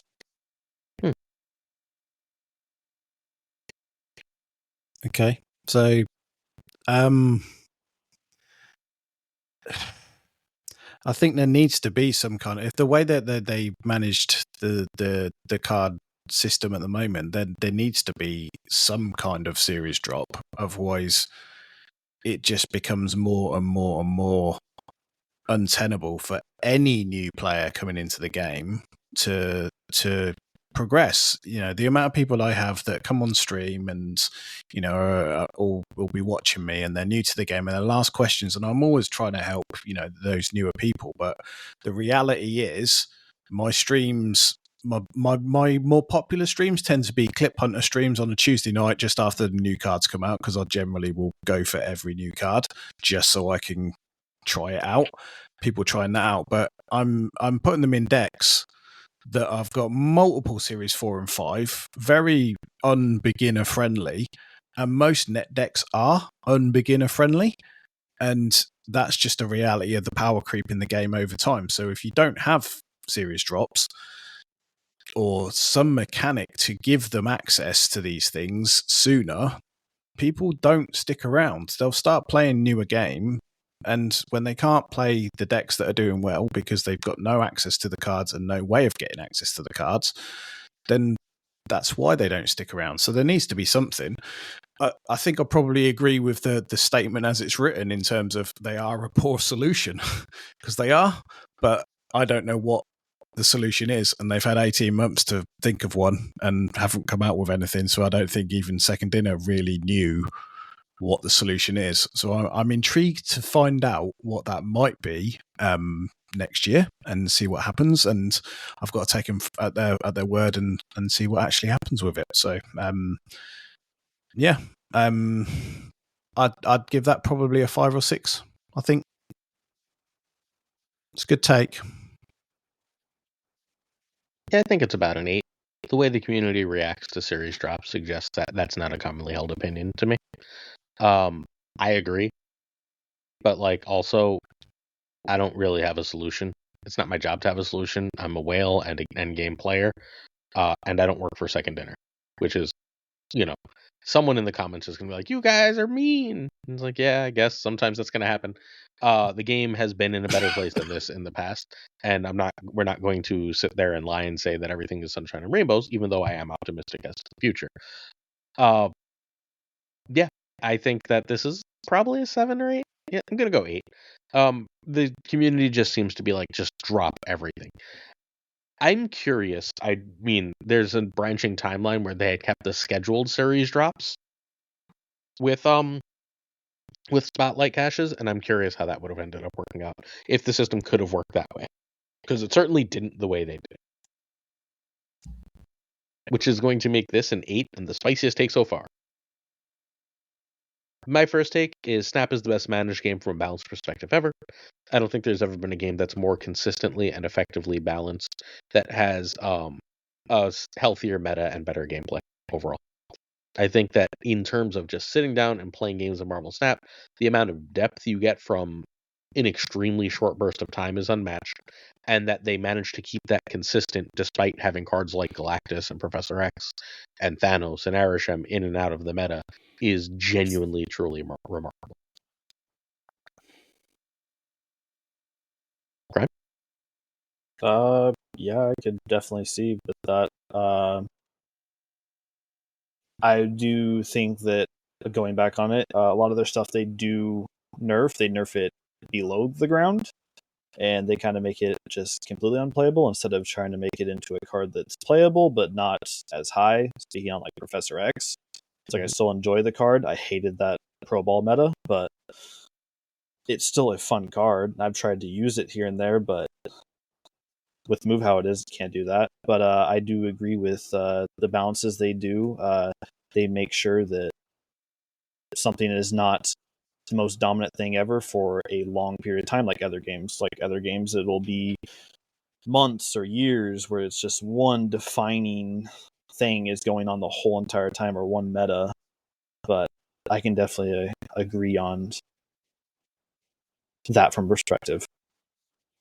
Nice it. 7 or 8. Devilish? See, personally, I've not played as many games that actually even have balance patches in the way that I know balance patches in this game. So to say it's the best managed game ever, I mean, I'm taking someone else's word for it that's probably got more experience in playing games with balance patches. Because for me, yes, of the games I've played, absolutely it is. I think the as we said earlier, the frequency of it is good, and they definitely do. As you know, I just saw you in chat. They definitely do care. I think it's one of these things that sometimes the timing of certain things that they change and the optics don't look great on them. But that comes back to the PR issues that we've mentioned previously as well. You know, buffing cards just after they've been in a spotlight cache, for example, or once you can't get them anymore. Do you see what I mean? It's just like, I mean, I don't think they think that far ahead with some things. I think they react a lot to what's happening in the meta and etc., which is, we know they do with OTAs, but it's just, they've just got to think about, I think, the PR side of things and the timings. 7. Right. Balance is in the eye of the beholder is one of the most important things to keep in mind with a statement like this. Best managed game from a balanced perspective ever. Like, that's such a hard statement to parse. I'm going to give it a 9 out of 10 because I think from a certain point of view, Glazer's argument is correct, right? Like, I think we've been over this. The OTAs fill a certain niche. But also, you have to ask us the question, if you have to make balance changes, is your game balanced? Right? Like that's another question with dealing with this. And I think where Marvel Snap, I think, is most successful among card games is it is best at fiddling on the edges and keeping the highest end players pretty engaged with the game. I think where it fails is, as I said earlier, I think it does change too much for people who are not following every second. And I think for players who prefer stability in their games, and particularly where like choosing to have new experiences or obvious new experiences, like new cards changing how the meta works, Marvel Snap is not one of the best balanced games for that. Right, where a lot of the balance is coming from these patches and a lot of the balance is coming from these OTAs, I think you can make the argument that it's not well balanced, right? Like, where do you want the energy of your balance changes coming from? Do you want them from brand new content, like adding the Green Goblin Hero version of the Green Goblin Hero, right? Iron Patriot? That changes it? Or do you want, like, we adjusted 7 numbers, right? And I think Marvel Snap leans hard into that, and that may actually have to do with card acquisition, right? If it's hard to get new cards in players' hands, then the place that you change things are the numbers of the cards they already own. But I think I give it a 9 out of 10 because it's such a sweeping statement that means, like, because it says game, so Glazer's not even just saying card games. It's not even a better managed game than Magic the Gathering, which, if you looked at balance and Magic this year, it's hard to disagree with Glazer's statement. What else includes TFT, Rivals, League of Legends, but Balatro. So I think Balatro is a more balanced game than Marvel Snap, but whatever. But is it Slay the managed Spire, balance, or was it just created that way and then left? Slay needed a lot of reworks, so like a ton of reworks. I don't know. I don't play Slay the Spire, but I'm just joking here at this point. But I think because of the sweeping nature, it's a 9 out of 10. I think from a certain point of view, Glazer is correct. I think there are arguments, though, that there are balance problems at Marvel Snap and like where the energy of balance comes from that I prefer over the direction Marvel Snap takes. But I definitely respect people who prefer the faster pace, number crunching. What's really important is that I'm winning. That was the spiciest take so far. Devilish, you're up. Okay, this one's coming straight back at you then, Glazer, because you're partly to blame for my ire with Move Bounce, you and Sizer. So, Move Bounce is more annoying than Arishem. I feel like Arishem got a bit of a rough deal, as much as I didn't like playing against it because, I know those that are in Conquest, it's difficult to play against because you don't really know what's coming. He was never that good. So the card itself was, easy enough to play around. But Move Bounce for me, I hate playing against. I often lose to it, which is, I suppose, one of these things that happens. I mainly just play on ladder and used to be pretty high up on ladder and would finish, I would say, top 1,000, top 2,000 pretty much every season, apart from the last 2 to 3 seasons where I get up there and everyone's playing move bounce and I can't compete with it, and I try playing it myself and I'm rubbish with it. So it's probably more a statement on my own skill set with it, but I find playing against that deck more annoying than playing against Arishem. Prime. I can definitely see that. I mean, I'm NA, so I don't see move bounce as much here. But I can agree with that. I feel like the annoyingness with move bounce is it's such big numbers and it's really difficult to get that amount because they can also just go for all 3 lanes. They don't have to go for just 2. And it is hard to throw prio with that unless you're playing Ghost or you are just not, or you're trying to just throw prio. But more or less, a good player will leave if you are able to throw prio, so you're not getting that extra cubes off of it. Arishem, for me, what was so annoying for it was the fact of the unknown. Like, I hate that they had an extra energy and they were able to, it's like do they have it? Oh, they never have it. And then they have it, or sometimes they won't have it. So I'll play around it and it won't, I'll play around it and I shouldn't have done that. And then I end up losing the game off that. But I do think that Arishem is a fun card and it is a random card, but I do agree with the move bounce being more annoying now. When Arishem first came out, I think that was a very annoying card, though, by a lot. Even more probably than move bounces right now, to me. Besides with just like that. I'll have to go with a 5. I'm at a 10. 10? Are you nuts? What? Like I don't 7 know. people on Earth are any good with fucking move bounce. Just beat them. They're bad at it. I don't Like, watch it. I swear to, yeah, sure. If every game was move bounce with only like 7 people who are good, I watch people play move bounce and I'm like, why would you do that? And I'm like, oh, you don't know what you're doing. And then I'm like, thank you for the cubes. Like, That would be no, me. but that's almost everyone who plays the damn list, right? Like, people like the game takes like genuinely nothing took me longer in Marvel Snap to learn the move bounce. It was like genuinely over 100 games. And every other deck has been within like 10. So it just like people don't know what the fuck they're doing with that list. And like if they're just like, the easy way to tell is they over index on Madam Web. And sometimes you're still gonna lose, but that's Marvel Snap, right? Like sometimes you lose to people that are worse than you just run.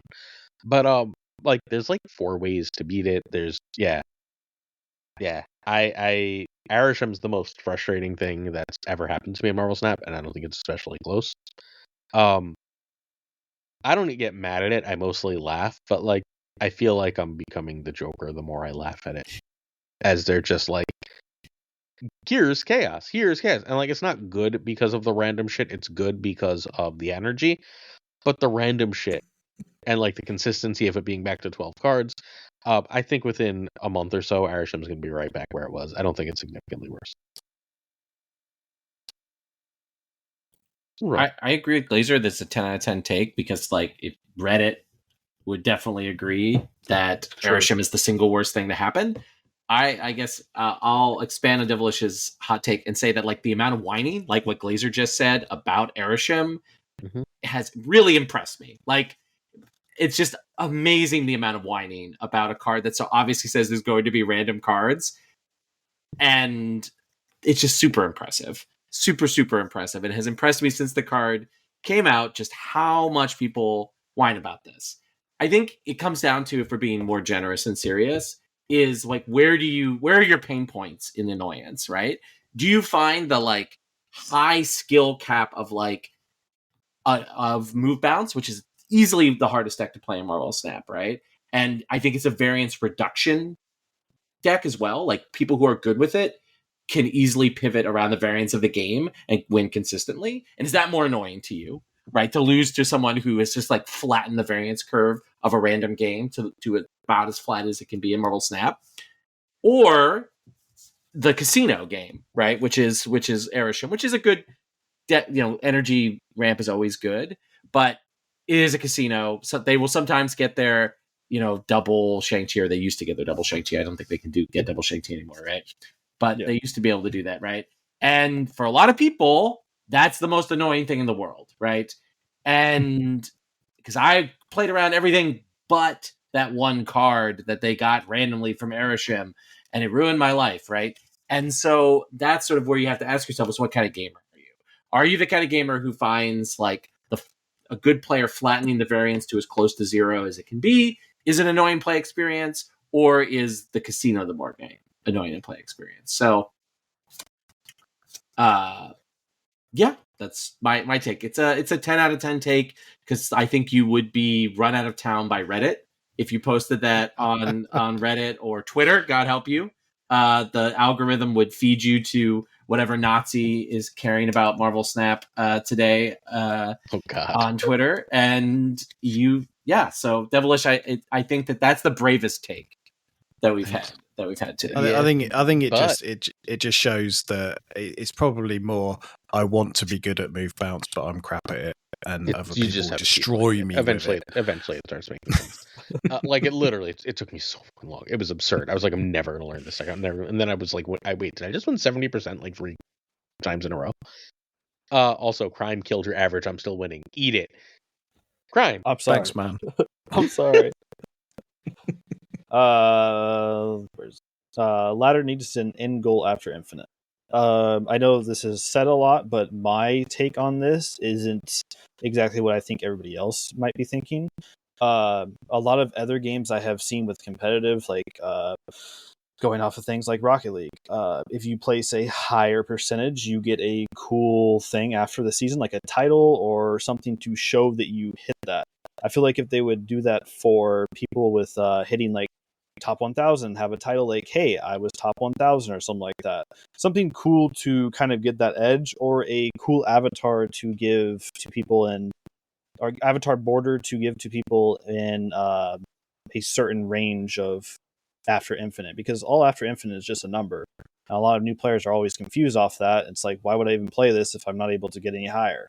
And so a lot of it is just, what's the point of the numbers if there's no end goal for it, is for me. Please. Isn't that what leagues was supposed to be? Can someone figure out why the fuck leagues were only like 3 days? Like, I don't know. Why would they? They're also not over the weekend. Weeks? I'm sorry to speak over your place. But the fact that they're not over the weekend is like, make it ridiculous. Make it over 2 weeks, include weekends, right? So that there's like actual time for this. Like, what the? I don't get it. Yeah. I think we've also seen enough drama over the last few weeks of the Infinite leaderboard to know that as soon as you start putting prizes at the top of it, things may get out of hand again, should we say, with win trading, etc., etc. It gets quite easy to manage these things in that way. So, for those that are interested in it, and it's always the same people up there. But yeah, I think it'd be good to have something to aim for. But then we've got to think that we are living in a bit of a bubble here as creators. That the percentage of people actually hitting infinite compared to the amount of people playing the game. It's a prize for a very, very small number of people that I don't think they're gonna really spend a lot of time on, because it only impacts a very small number of people. I think they will spend more time developing, hopefully, things that impact a lot more people in the game, like card acquisition, for example. So, yeah. I think it'd be nice, but I don't know necessarily whether it's a priority. I don't think it has to be huge. And I think this is like a 5 because like of that thing Devilish said.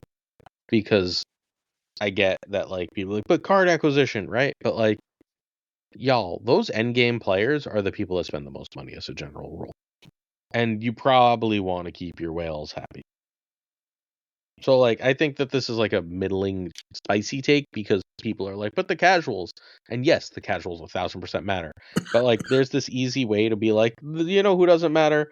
The top players. And I don't think I agree with that. I just think that like they matter in a different way. And it's really important to have that kind of like thing for them to do. And I think there's a million ways to do it, right? You can include more leagues. You can have avatars or variants for it. You can say if you make top X, you're invited to a tournament. You can do a million different little things that would like make this mean something. There's probably a million more, right? But you can do a million things that would make this mean something, and that they're just like, no, go. And like that they so heavily weight previous seasons is stupid. They should really just like 1000% get rid of the previous season weighting. Just like, or at least super minimize it, right? Because now if you're a new player doing this, you're just like, what? Or if like you're a player who didn't want to take this seriously, but now you do, you can't. Or have like a historical and a like single season. Like there's a million, again, things you can do to make this cool that they're not. Also, notably, there are about 64,000 seemingly infinite players at this point in the season. And yes, it is the Christmas season, but usually there's like 90,000 to 100,000. So it seems like we might have lost something like 20,000 infinite players. So yeah, add something. Right? I think Also, what was your... Well, sorry, I'm so sorry. What was your spiciness on that, Crime? Huh? What was your spiciness on... Sorry, what was your spiciness on that, Devilish? 5. Oh, we're both at 5. Okay, right. I give it a 5 as well. I think there's a danger, though, as the cheating scandal shows. There's like a danger to this. I think there's also a danger of like making your game only about the number go up and like getting people into a toxic mindset of like, I need to be number one. Like the only thing, the more Marvel Snap promotes that, the more toxic it creates its culture, right? And the fact that even though there's literally no reward for being number one, we had a cheating scandal is, again, wild shit, right? That I think would only be made worse.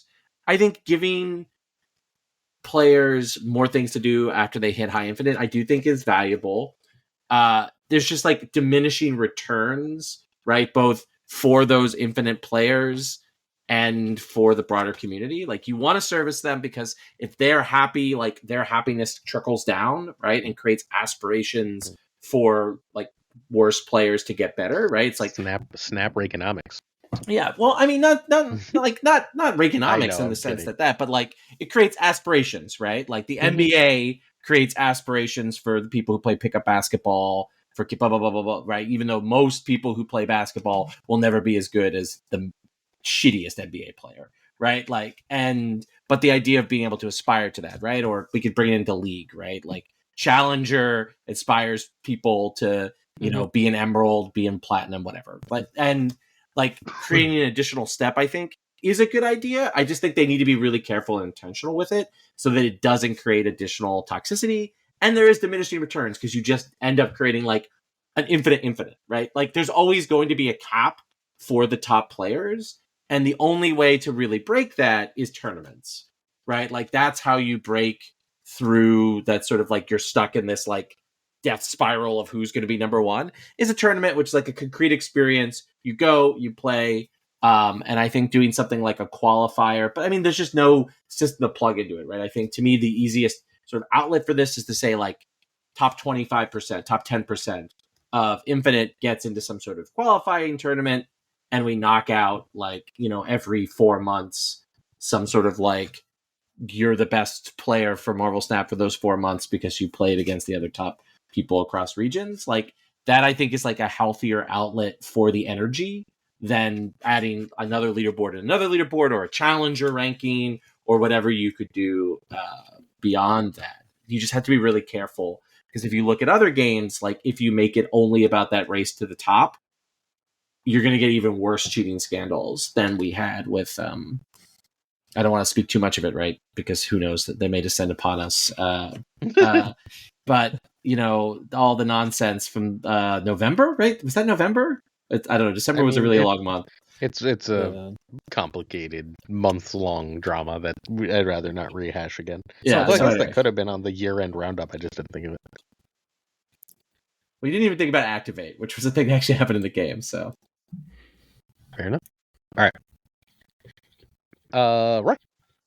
Right. So Snap needs more alternative win conditions. I'm gonna spice this up and say Snap's really boring, right? Like that primarily, like so much about the game just comes down to just who has the bigger numbers in lanes, and there aren't other ways to come at the game sideways, right? And so, like, why does Galactus remain perennially popular with some people? It's because it's a different way to win the game. You blow up all the other lanes, and then you cheese people out, right? Like, or why do some people still play Baron Zemo Mill? Because it's a different way to win the game. It still comes down to those like numbers, like being the number go up, right, in those lanes. But like Snap needs ways to come at the game sideways to encourage and be aspirational for people. It doesn't have to be S tier or A tier or whatever tier ranking you want to be, but it should be playable and something that people who are bored with the experience of watching lane 1 and lane 3's number be bigger than their opponents and feel like they're getting it over on someone. It's like you came to play, make the lane's numbers go up. Well, I'm playing a different game where I'm going to take all the cards out of your deck and you can't play cards anymore, or other things like this. I think the fact that Snap has a narrow set of play experiences is its least attractive quality, and one that I really hope that they work hard to fix. And I don't have a lot of faith that they will because of the history of both Galactus, Living Tribunal, and Baron Zemo, but it is something that I'm constantly pining for in my heart of hearts. Devilish. So, if the line was Snap is boring, I don't think it is. I think that would be quite a spicy take. I kind of agree that it would be great to have other cards that do things like Galactus. So that's one of my favorite things to do. But yeah, I think that there's enough design space, I think, in it to release other cards that do stuff like that and have a different way of winning a match. I just fear that all you see when these cards release is mirror upon mirror upon mirror. And if you're both trying to do the same big thing, it doesn't happen. So yeah, it's a difficult one for them to implement, I think. But I don't agree that Snap is boring at the moment. I think there's still enough in it to do and keep me amused. But could always be more. I'd give it an 8. Try.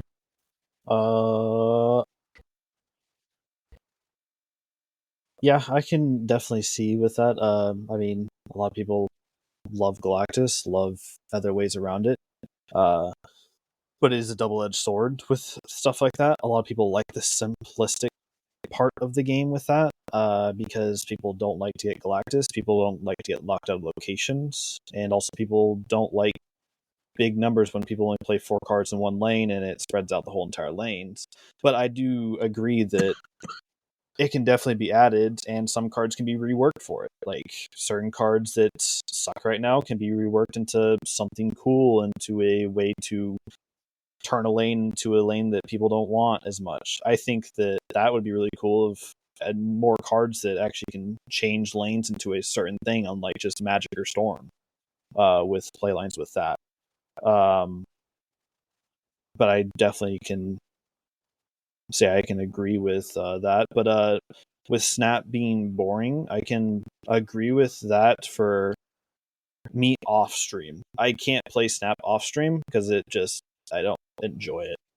I don't know. I don't enjoy it as much, especially just the mobile experience. Mobile just isn't good. It's not in a good state right now. I know how much people are also not liking mobile, so it's like if I'm not playing on my PC, I'm just not able to sit there because my phone's not even that bad, but it just doesn't feel nice to play on, and it just freezes a lot sometimes. But yeah, no, I definitely give that an 8. Yeah, 8 seems about right. Snap can be boring. I don't know that I ever feel it in short sessions, but I feel it in like longer streamers when someone's streaming like 6 hours, right? Like I'm like, oh my god, this gets dry, or when people like only want to play one deck. Like I feel like it does get really dry. I get that. I don't think I have a lot to add to that. I hear it. I feel it. I think game modes would really do a lot to shake this up. Right? Like, because Voltage isn't a different game mode, but it sort of is. Like, or isn't a different win con, but it sort of is. Or at least it feels like one in a very real way. And I think more different game modes would sort of alleviate this problem. So I think that's actually now in first place with all 8s. All right. It's me, right? Yeah. This was my additive one, and we danced around this a few times. Banner should have been the Voltage card. You want people to play the mode, you want people to pay attention at a key time. You give them, even if Bruce Banner is bad, you give them a super famous Marvel card as their Voltage card, not Lasher. Crime? I can agree with that. That gives Banner a spot, 'cause like how we said with Banner not being worth 6,000 tokens unless you're really wanting to have fun, or unless you have the resources. But Banner kind of gets put into that spot as being a free card if you grind it. Being a more, oh, I got the card, like E-Tree with Deadpool Diner. E-Tree is a very mid card. And I think that would have been a lot better. I think the community would have taken more to it, because the community is not big on Banner at all. Besides some people that are sitting there trying to just have fun with it, but I'm not one of those people that have fun with it, so I can't really be on their side with that. So I definitely agree with it. I would probably only give that a 5 though, or 4. I don't think that's a hot take, but I think it's a good take. One. Yeah, I think it's a good take where that's where it should be, but I think almost anybody can kind of agree that's what it should have been instead of this, because, yeah, it's a cool card, or it's a cool named person, not a good card, a fun card. Devilish? Yeah, broadly agree. I think Lasher just doesn't fit the season. It feels weird having that card as the prize for the mode that they want everyone to play, albeit the mode is at the very end of the season. As we go into the next one, it just feels weird to have it there. It feels like they just wanted to plug a gap and they pulled a card out of the archives. Whatever happened to Firestar, eh? It's little things like this broken. I think you could have made Banner the Voltage card quite easily, without really too much of a problem. Yeah, so I broadly agree. Not very spicy take though, mate. 3. I know. Look, I had to have a third one. This is my third one, right? Well, it's a 1 out of 10 because Lasher sucks. Like, I thought, just when I thought we were free of the symbiotes, like, the symbiotes just will not stop. Like, I'm sorry, but they just will not stop. And it's just, there's too many symbiotes in Marvel Snap. It's too many symbiotes. And now that it's just the Rivals season, there's this, like, come on. Like, what is this? Like, just absolutely terrible. So, yes, giving this card for quote unquote free would have been much better. And, like, literally anything would be better than Lasher. So, Right. Yep. This season was anticlimactic with boring new cards. Mainly the end of the season, but yeah, I don't think that a lot of the cards that came out were crazy, awesome, cool cards that people are really wanting to sit there and remember and talk about, especially towards the end of the season. Like, I'm sorry, Doom 2099 was one of the most boring things ever for me, especially mirror matches. It's like, I don't know. I can't see this season like people like, and it just wasn't like huge on anything. It was just mainly everybody talking about, man, I hate Arishem. That was basically it. So it was just, it did not feel climactic at all to me. Devilish. I've had fun this season. I think. I think that the cards that have released, though, I very quickly moved on from every one of them. So Luna came out. I played a hell of a lot of Luna for a week, and then the next card came out, and I don't play Luna anymore. She's not in my deck anymore. Banner, I've played for about 5 games this evening on stream, and I don't want to play him again. I get it completely. And Doom is that issue that it's just the big name. It's the big name that people want to go to. It's a character name that everyone knows. So everyone bought it, and everyone plays it in the same linear decks. And everyone started playing Skrull because everyone else was playing Doom as well. And then you've got Skrull versus Skrull. And it's just like, when you just see that mirror all the time, that's when it gets a little bit boring. So I think that's where it felt some matches in the last week or so have been that boring.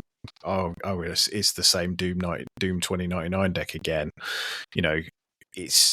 It's not a bad card, I don't think. I think it's fun, but when it's all you see, that's where you get the complaints, etc. So I did feel like they could have made more of this season, especially with the new launch, and like you say, a lot of eyes on Marvel games because of the Rivals link up and the Rivals launch and stuff. And a lot of the creators we know are kind of spreading their time between the two games and stuff. So they could have done a lot more, I think, in game to really make a big thing of it, and I don't think they really have.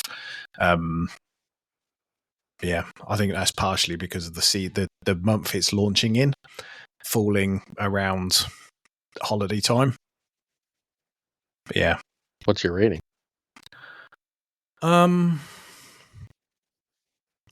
6. So 10?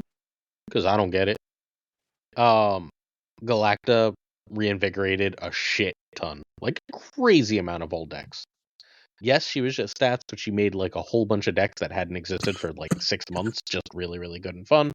Luna's terrible, but at least was in some cool stuff, right? Like she enabled some new and different decks. Penny Parker is awesome. No one talks about her and no one plays her because I don't know why. The card is incredible. It's like Kate Bishop. People don't realize Kate Bishop is one of the best decks cards in Marvel Snap. People don't realize Penny Parker is one of the best cards in Marvel Snap. They're incredible cards.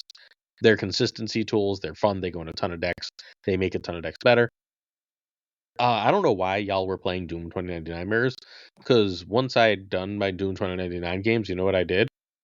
I played other fucking decks. Why would I want to play a bunch of mirrors? It seems like this was anticlimactic because you forced yourself to play the deck everyone else was playing. Like, you have the cards, friends. If you don't want to play Doom 2099 mirrors, there's a very easy fix for that. Just stop playing Doom 2099. I've played, I farmed the shit out of Doom 2099.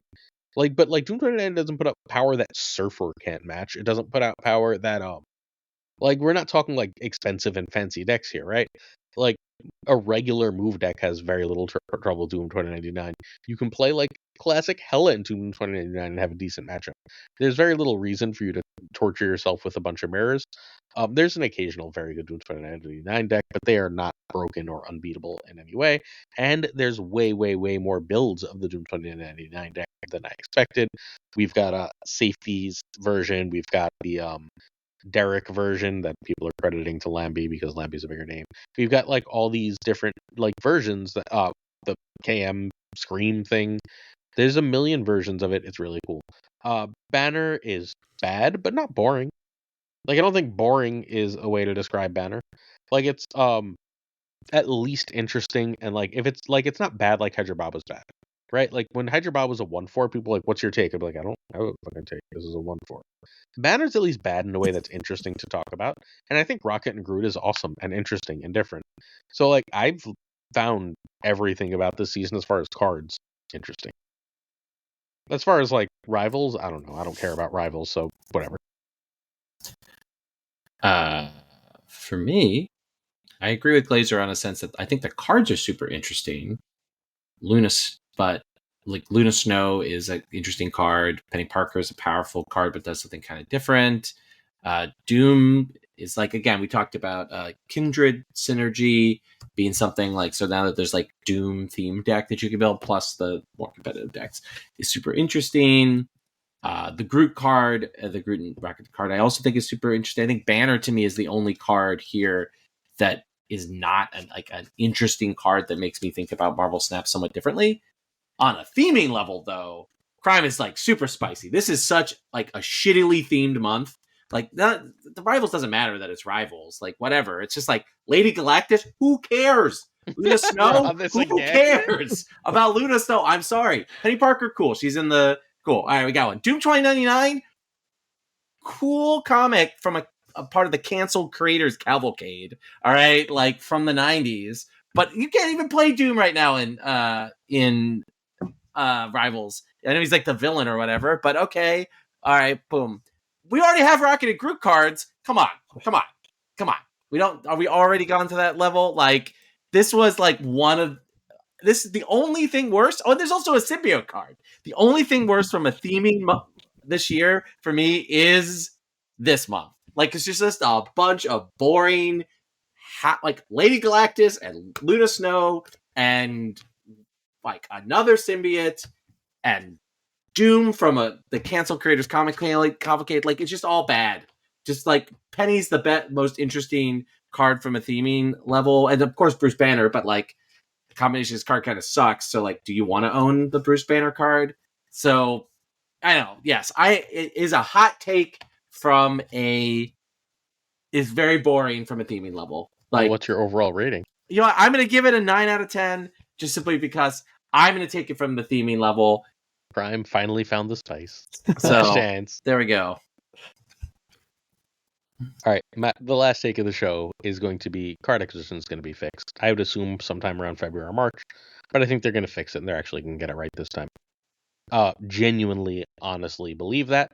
I don't think they're going to fuck it up. I don't think it's going to be perfect, right? Like, nothing they do is perfect. They are genetically incapable. But outside of like, and they're still going to want to make money, and people are going to be like, but everything's not free. But I honest to God think they're just going to fix it. I think that I think they know the fix. I think they have the fix, and now it's just going to be implementation. And they'll probably message it all wrong and everything else. But the actual card acquisition, I truly believe, will be fixed for good and done by at latest the start of Q2. I think they have to.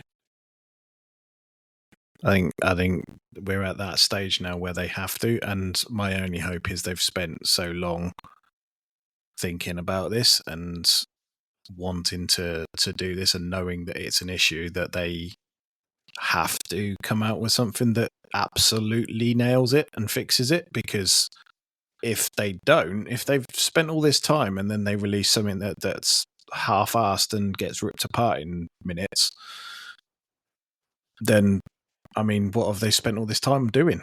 I don't, I think that's where we are with the game in that a little bit. So they need to do something, and I'm excited to see, and I'm happy to sit and wait. And the card acquisition for me isn't a problem for me, but I'm in quite a privileged position to not have to worry so much about it.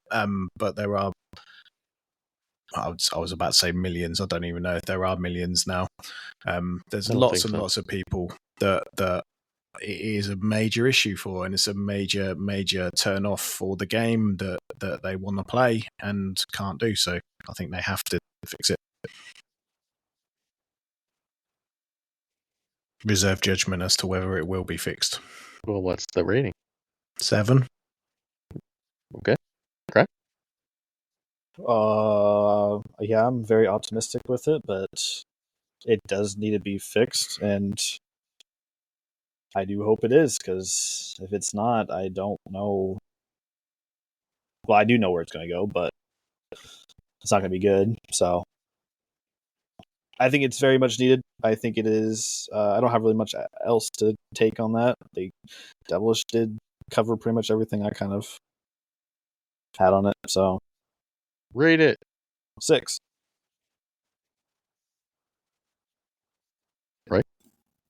I I think this is a 10 out of 10 take because I'm going to be a textualist here for a moment. And Glazer's take is card acquisition will be fixed. Not that they're going to try and fix it, which is a one take. They're going to try. Yeah, no, I don't think they're going to try. I think they're going to succeed. I don't think they're going to succeed. Or that's maybe a little ungenerous. They're not going to succeed to the point that they really need to, that they're going to turn the tide. I think that they're going to plug the holes, but the ship is still going to be like 25%. No, excuse me, 33% underwater. All right. And then it's going to, but the boat's going to make it into port still, even though it took on all that much water to really just sort of make the metaphor definitely more clear. I think that I don't think card acquisition is going to be fixed on a fundamental level, and that makes it really spicy because I think a design pillar for this game, and I've talked about it a lot, is that bespoke collections, that they want you to have a unique collection. I think they're over it. I hope. I'm ready to be surprised. I don't think they are. I think it sits in there like, what are the pillars of our game? Bespoke collections is written on the whiteboard in their design room. And they've been designing around trying to keep that going. And if they are, I think it's not going to... The audience has proven to not enjoy that aspect of Marvel Snap 3 years into the game's life. All right, fair enough. We are done with this. We are on to what we do each and every week, variant of the week. And we've got 3 of them here. On the left here, we have, I believe it's the Planet Hulk variant. So which of our friends here picked the Planet Hulk? Brian, that was you. What? Wasn't that you, Graham? No. Wait, which were you? Worldbreaker? Oh, I just grabbed the wrong one. Oops. This isn't Worldbreaker? Wait, which one is Worldbreaker? The one where they censored with all the blood. Oh, I didn't even know that. Oops, I grabbed the wrong one. Sorry, Grime. You said Okay, Worldbreaker. well, I think in game that one is actually called Worldbreaker. Possibly. In the actual one, right? variant title, I'm sure. Yeah. Okay, so I'm not completely crazy. Thank you. Okay. Whatever. It's a cool. Now you don't get a variant of the week. It's a cool variant though. Like I'll say, if you like Planet Hulk, it's a cool variant. All right, the middle one, which is kind of like classic Hulk. I'm sure it's based. Is the artist supposed to be special here? Right? Is that what it is? It's the middle one, Alex Horley. Yeah, I like Horley. This one just feels like Hulk felt like to me as a kid. When there's not a hip or there's not something like super stylized that I like, I default to like what the character felt like when I was younger, and this one feels like what Hulk felt like to me as a kid. I mean, assuming there's no Lou Ferrigno variant, and there isn't, so that's where I land. And our last 2 are Devilish and Roy for Devilish. Why don't you talk about Taco Hulk? Taco. I mean, I'm just a massive MCU fan, and loved Endgame, and yeah, Taco Hulk was in that, I think, and I thought it was quite funny. So. Full agreement. Also, the number of people who hate on MCU Smart Hulk makes me like MCU Smart Hulk even so more. Weird. People hate on the weirdest shit in the world, and so I find this variant very charming. It's a very charming scene in Endgame, and it's a very charming variant. So that's why it's my favorite. It also stands out among all of the violent Hulk ones. One that's sort of a bit more heartwarming. Is kind of a nice change of pace. So yeah. All right, so Devilish, if you could remind our loyal friends and loyal viewers as we move to the end of the show here, how could they engage with you? What would they find if they tuned into your content, whether it's on Twitch or any of the other various socials or platforms? Yeah, absolutely. So the link's on the screen there, twitch.tv devilish_play.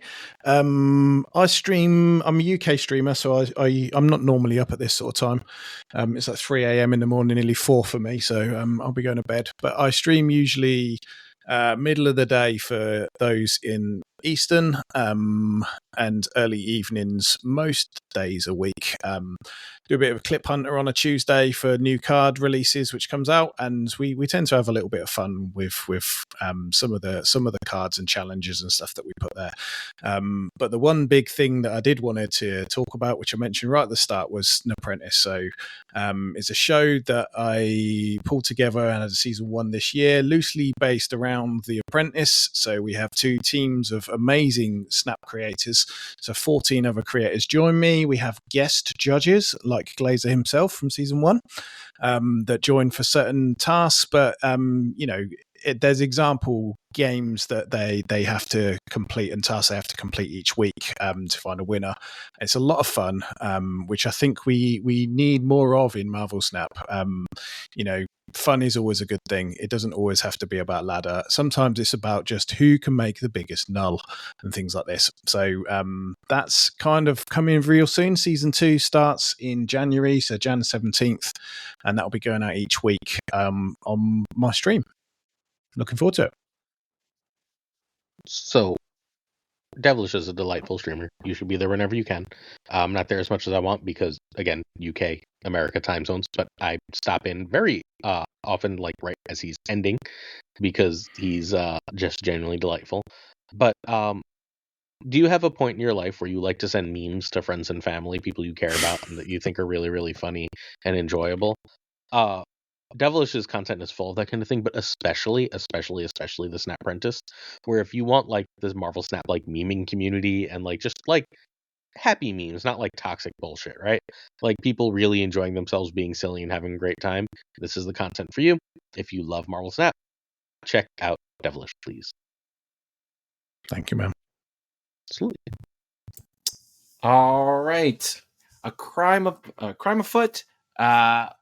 If you could remind our loyal listeners and loyal viewers where they can find you, what they would get if they turned into your Twitch stream, and how to engage with you in the various other socials that you have. At twitch.tv/Crimeafoot. I'm West Coast, so it's harder to reach because a lot of people that do stream and watch are EU or East Coast of the US. But I do stream later, so I mostly am on those time zones with other people when they are getting up or either halfway through their day when I'm 2 a.m. Coming to watch me, I like to kind of play Bounce. I haven't played much Bounce lately, but I am always a werewolf by night enthusiast.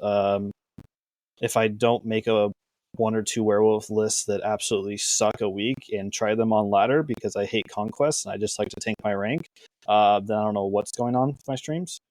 But you can kind of expect just to come in and kind of have a good time. I don't really pressure anybody. Like people can just kind of speak freely and how they want to.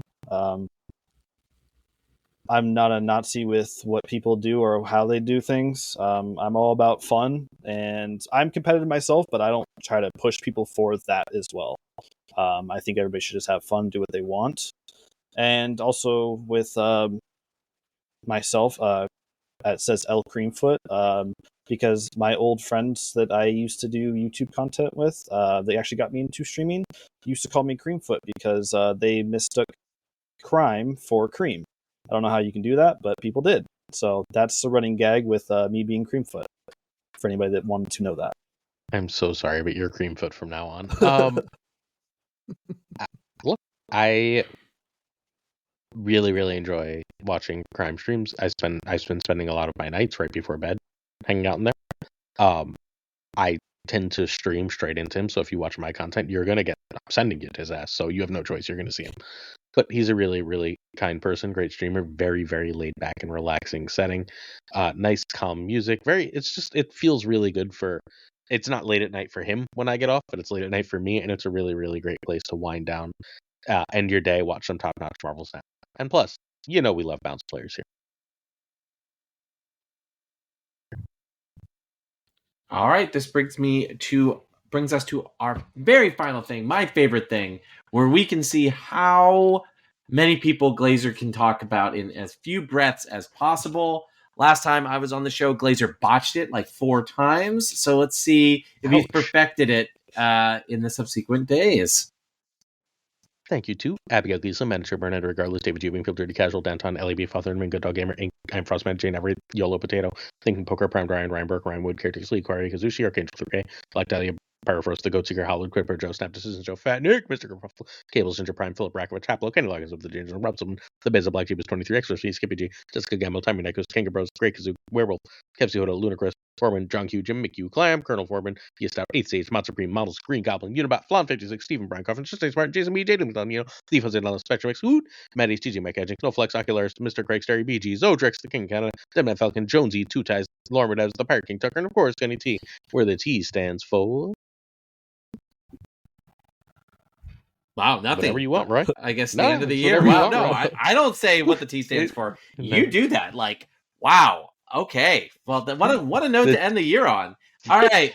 So, Sweet Oblivion. That's what the T stands for. Crimeafoot, thank you so much for joining us for your first time. We are incredibly happy to have you on the show. You were a great guest. We'd love to have you on anytime. I appreciate the opportunity.